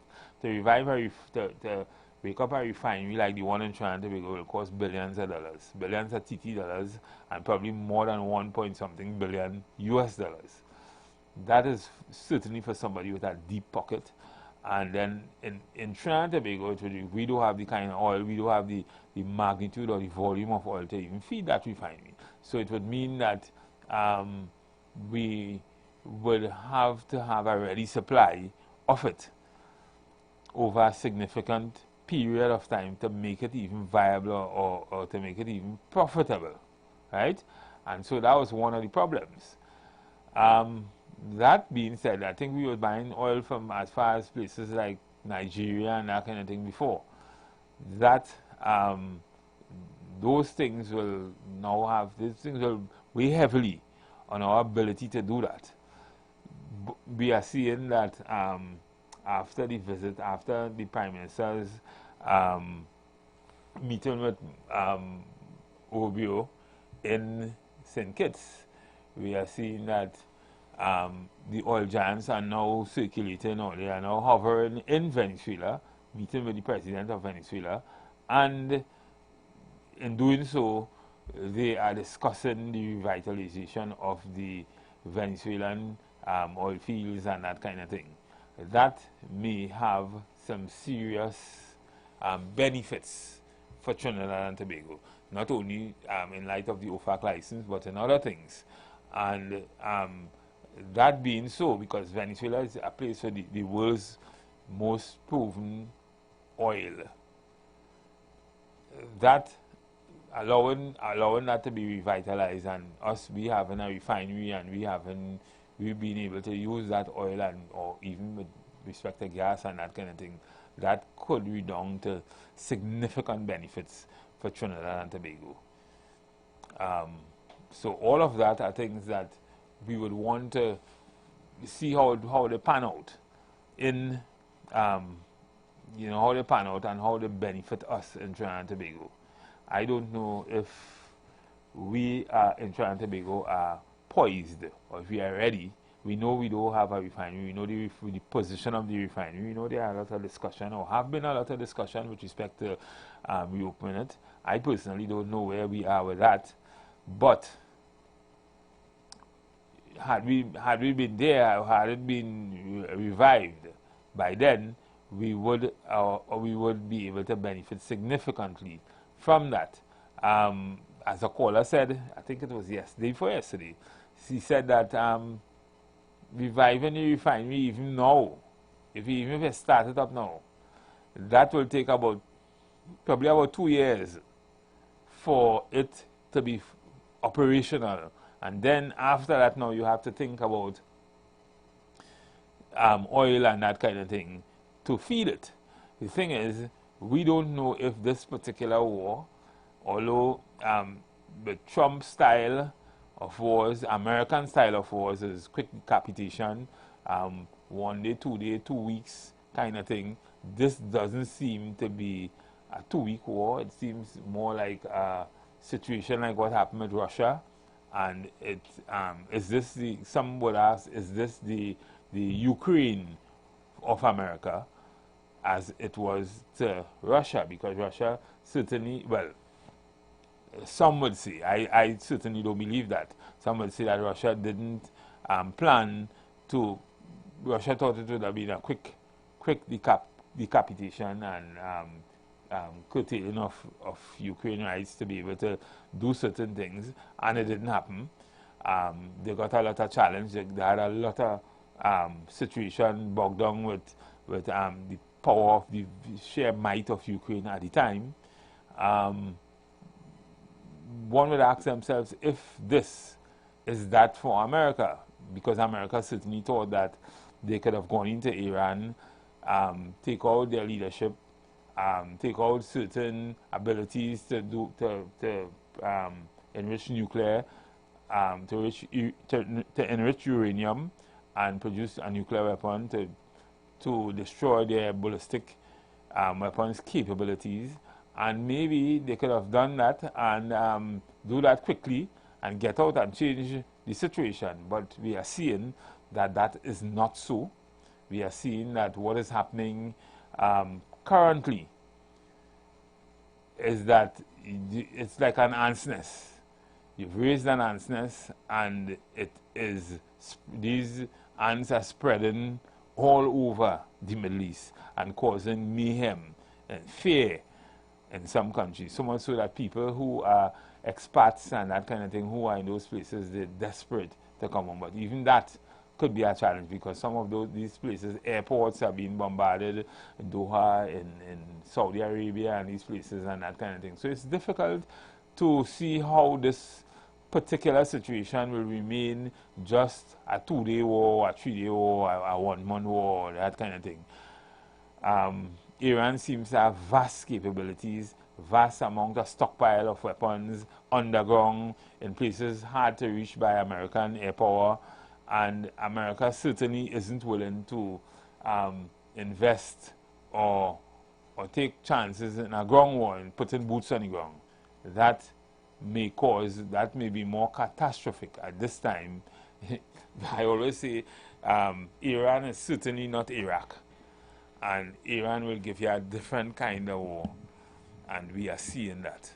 So all those are things that would serious implications for the world and world trade and commerce and everything, and it will certainly affect not just China and Russia, and well, I'm not seeing it affecting Russia in any significant way, but China, because Russia is like a gas station with nuclear weapons, but other places, certainly, including America, I'm seeing it affecting the world, including Trinidad and Tobago. Some in good ways and some in very dangerous ways. And yesterday I spoke about inflation and how inflation, 1/5 of shipping and world trade passes through the Strait of Hormuz. That is almost exclusively controlled by Iran. They have certainly blocked it. They are hitting anything that tries to pass through there that has no authorization to do so, and that will create inflation for us, because if things are coming from those areas and have to go to other places through other ports and other places to get to where to this part of the world, it is going to cost a lot more money in fuel and that kind of thing, especially too that fuel is going to be increasing astronomically in the next few probably days and weeks. Every day you're seeing it's increasing, and that is not a good sign if this war end up being a long war. So I've said a lot. You can certainly chime in. Let me hear what you have to say. All those who like to call and will have their say on this particular issue, you can certainly call me and engage me on this particular issue. What is happening in the Middle East is not, as I said, is not necessarily good for the world. It is not necessarily, and it's getting even worse on a daily basis. The debate is out as to was it necessary for Donald Trump to do what he did and Donald Trump and Israel to do what they do, but it has already been done, and we know how things work in America. Eventually they will get the support from the Congress, and people will continue dying, and things will continue happening the way it is happening. So what do you have to say? I've said a lot. Trinidad and Tobago. Call me. We have issues in we have issues also with, well, not issues, but we certainly have challenges with the implosion of NATO, and that's something I really wanted to engage Ronaldo on. The implosion of NATO, and we see what is happening with Steinmeier's position, France's position on this particular situation. Well, we always talk about Viktor Orban and Hungary, and Viktor Orban, in my opinion, is a kind of pragmatic leader, and he sees things very, very different as part of the European Union, and he just don't support things willy-nilly. So his position, to a large extent, is always that we need to look at, well, he depends heavily on Russian oil to start with. So when the Nordic pipelines were blown up, he suffered significantly from that, but he always had a stream of gas from Russia, right? Especially in this very, very, very brutal winter period. And when Ukraine would have blown up the line and to a large extent curtail that, he had a problem with the European Union voting relief for Ukraine. So he vetoed it. And that is causing a certain kind of implosion in NATO, to the extent that now with this situation that is happening in the Middle East, this is going to cause even more strain on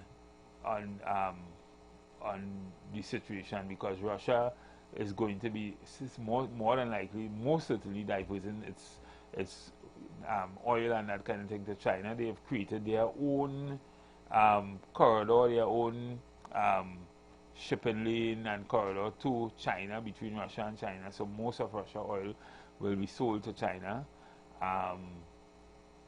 India, we saw India, Trump was successful in getting India to reduce its dependence on Russian oil, and they have done that to a large extent. So what we're seeing is that the world is it's like a chess game. It's aligning in a certain way. Some will suffer. Some countries now have to think, and we are seeing alliances that we spoke about those kind of alliances yesterday. We are seeing alliances that to a large extent are done in a way that would reduce the dependence on the dollar and probably reduce the strength of the dollar, the US dollar. When we see Canada and about 10 other countries come together and they trade it in their own currencies to be able, and that alliance in particular is one that the world will want to watch, and I think Donald Trump and they are looking at very, very seriously, because that particular alliance is going to eat away to a large extent on the strength of the US dollar. So these wars, to a large extent, some will see it as very, very necessary for America's survival, and some will see it as dangerous and also debilitating for the other certainly parts of the world that demands heavily, needs a certain kind of energy. Very, very critical, especially in winter time. Right? Certainly it's not going to affect my friend, that is Putin, because Putin have all the gas and oil in the world that is working.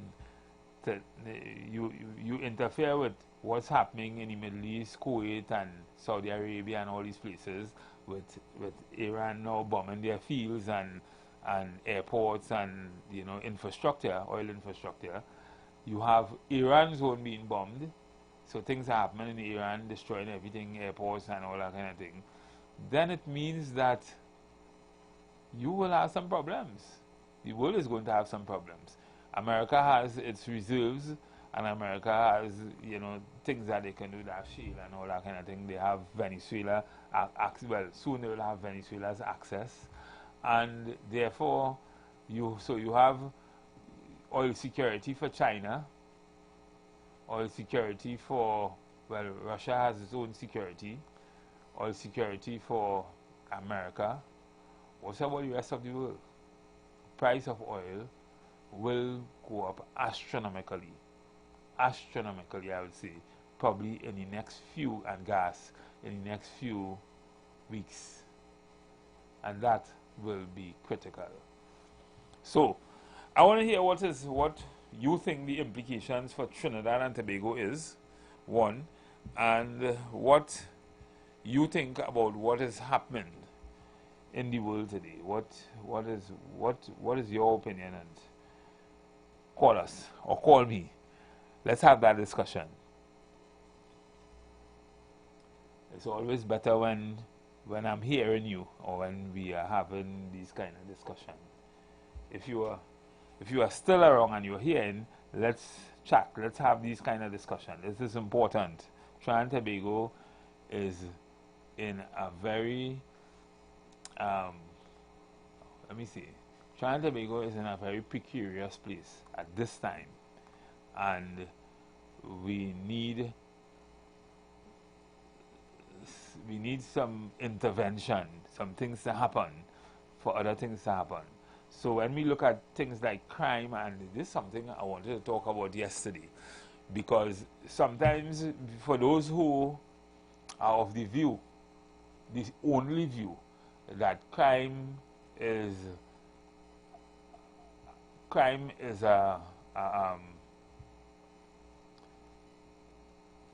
comes out of bad behavior, deviant behavior, and probably bad policing, and the police not being able to do certain things, or law enforcement not being able to do something. There are other elements that has its hand in crime, and those are some of the social elements.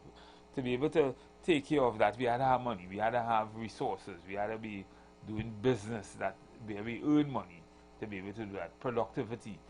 And if that is not available, I just want to bring this home in a certain kind of, if that is not available, then we would certainly have some of the feed that produces crime. Because of course you will have social issues, you will have the government not being able to spend money in certain areas to stimulate the economy, and therefore the government not being able to take care of certain social intervention that can curtail or assist in addressing crime in a certain kind of way, and therefore crime will almost be something that is a permanent feature in the lives of Trinidad and Tobago. Everything is a domino effect. Everything has something to do. Everything has something to do with crime, and we have to start seeing it like that, because sometimes we talk about things without taking into consideration all the elements, all the things that cause it, all the ingredients that are sometimes in the pot that are relative to fixing the problem or exacerbating the problem. And we don't see it, but it's there. So it's one thing, it's good for, and this is why I always say, both parties know what the problems are. Both red and yellow know what the problems are. But when it is convenient to support or not support, you just don't get it.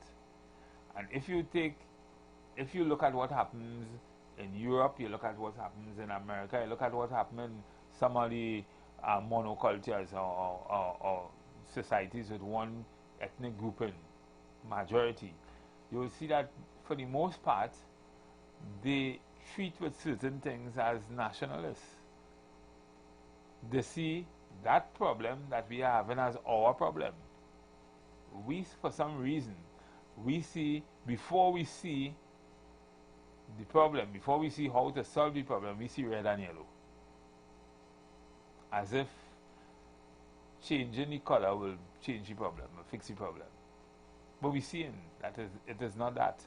It has to be a national consciousness where everybody, all parties, everybody come together to fix Trinidad and Tobago.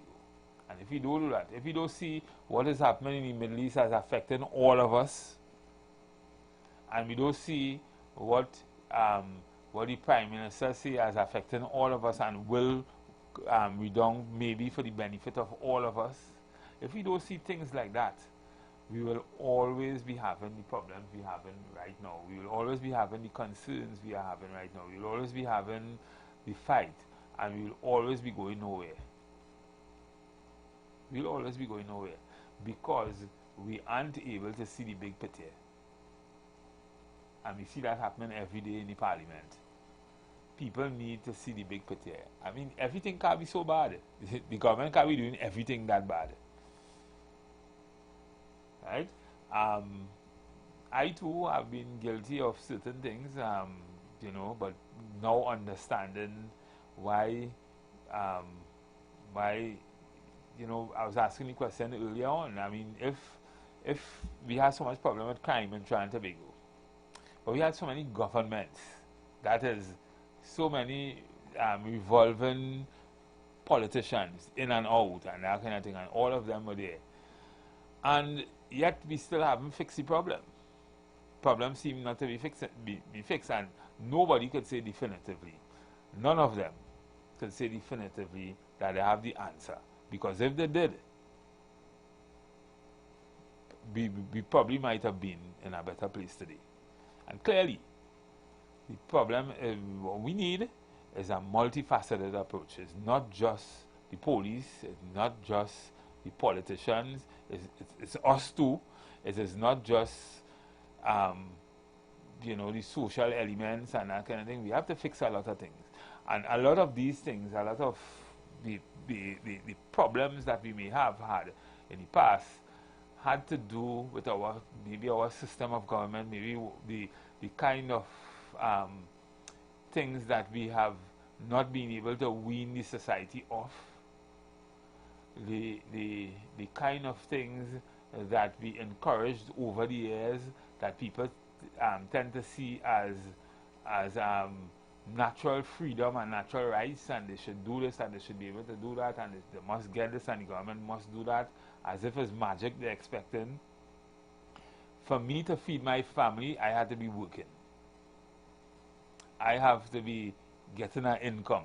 And if I can't get it and I have a family and I have everything, to do everything just like the man who are able to, who are working, I have to do the same thing. I have the same needs. I have the same responsibility. I have children. I have everything. So a man with all those responsibilities, but is not working, is a different kind of animal from a man who's working and have all those responsibilities and may be probably not spending properly or may not budgeting properly and that kind of thing.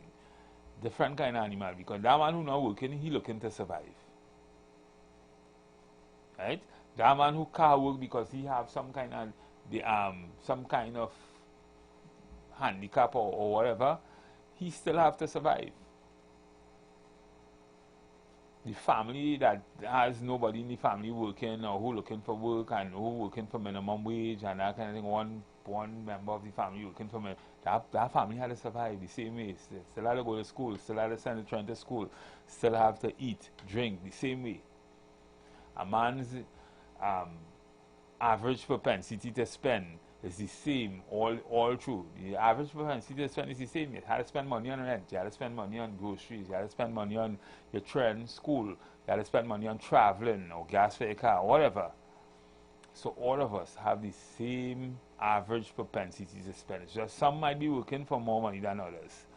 Some may buy more expensive things than others.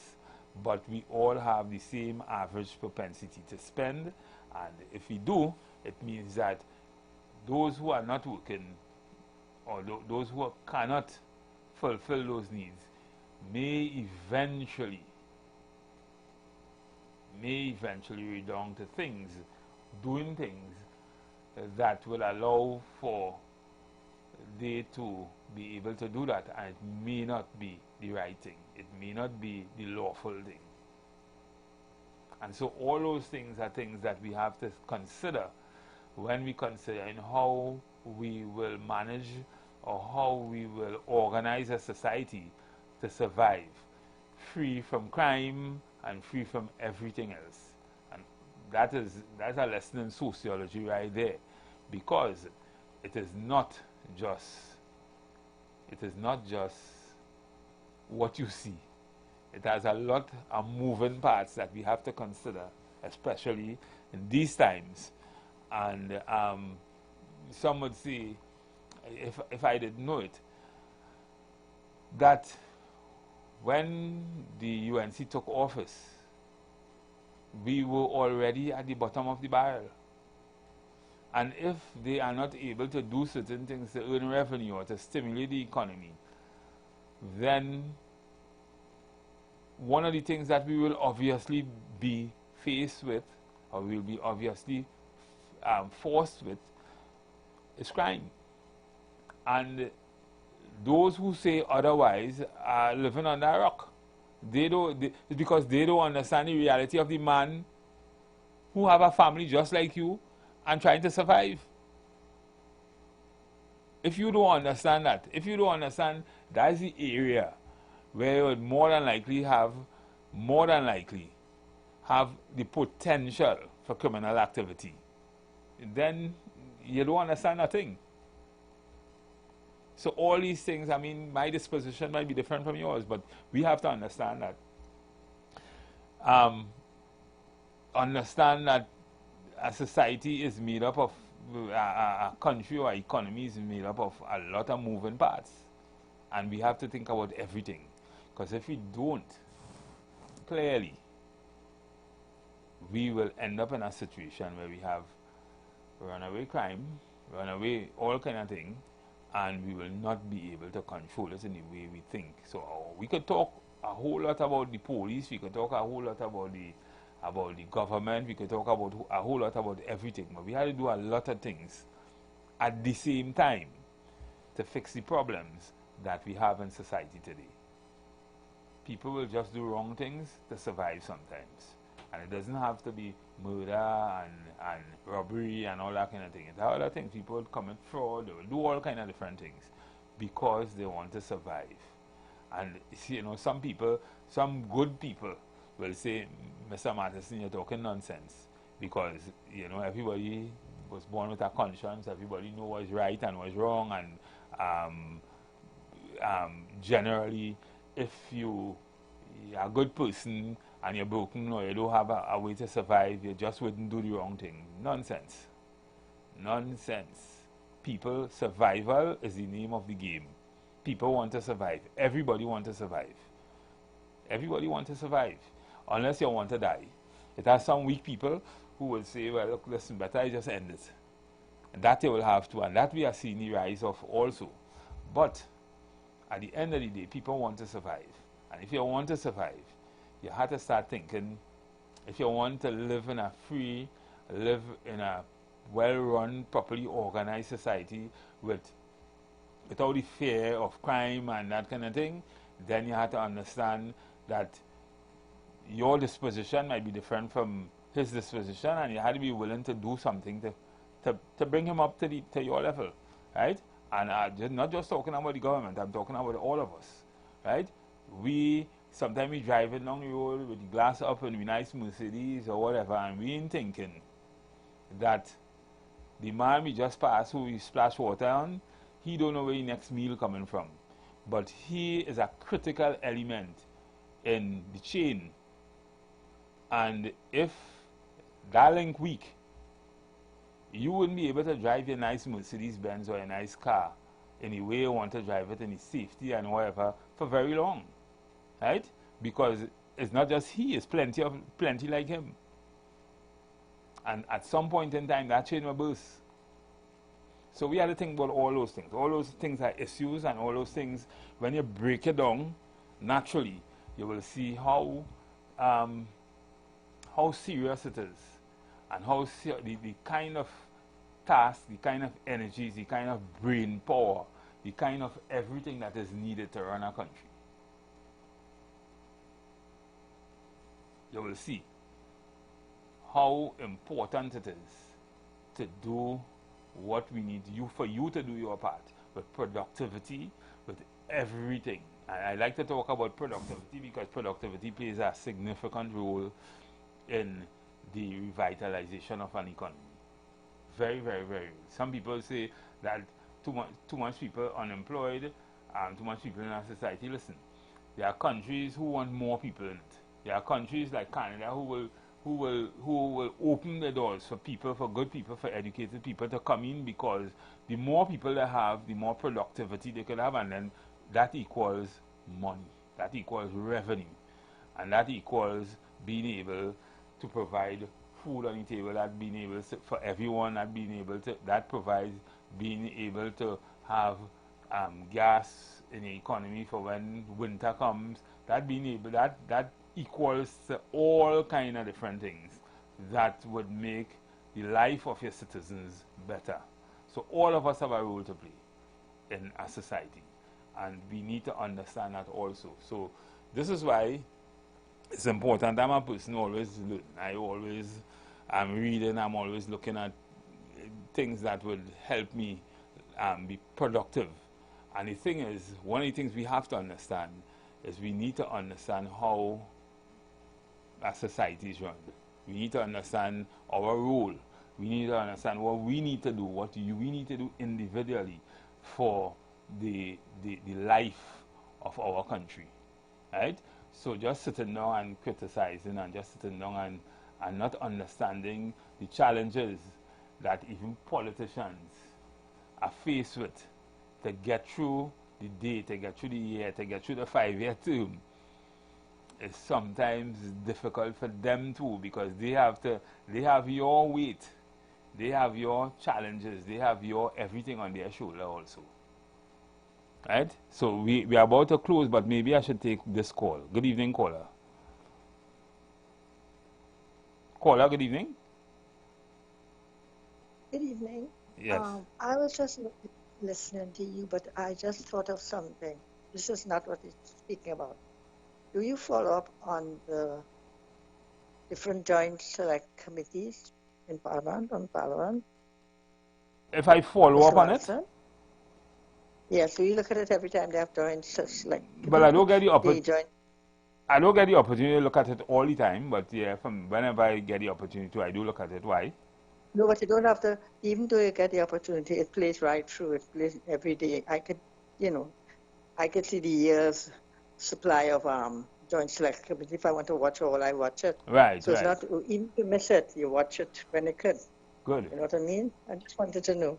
As I say, I like to read and look at things. Because you get a lot of insight in these things too. You know, a lot of, so like when you have a topic, you know. I was just thinking about that. Yes, correct. And that is true, because you get to hear and see how the state enterprise are running, and the things that they are doing and not doing, and the errors they are making, and you know, No, that just kind of thing. accounting. They just account for whatever they do. So whether good, bad, or indifferent, they're seeing what, where, and why, you know. And I like to hear it from the horse's mouth. Yeah. You know?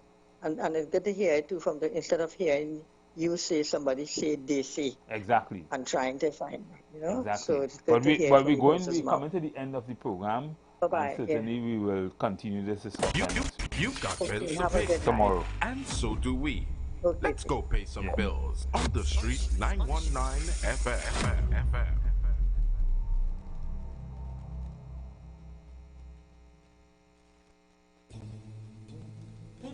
Tune in to the Street 919 FM for Gospel in the Bone Ministry every Sunday from 7:05 a.m. to 8:55 a.m. For the program, God's Last Warning Message. Hosea chapter 4 says, "Hear the word of the Lord, ye children of Israel, for the Lord hath a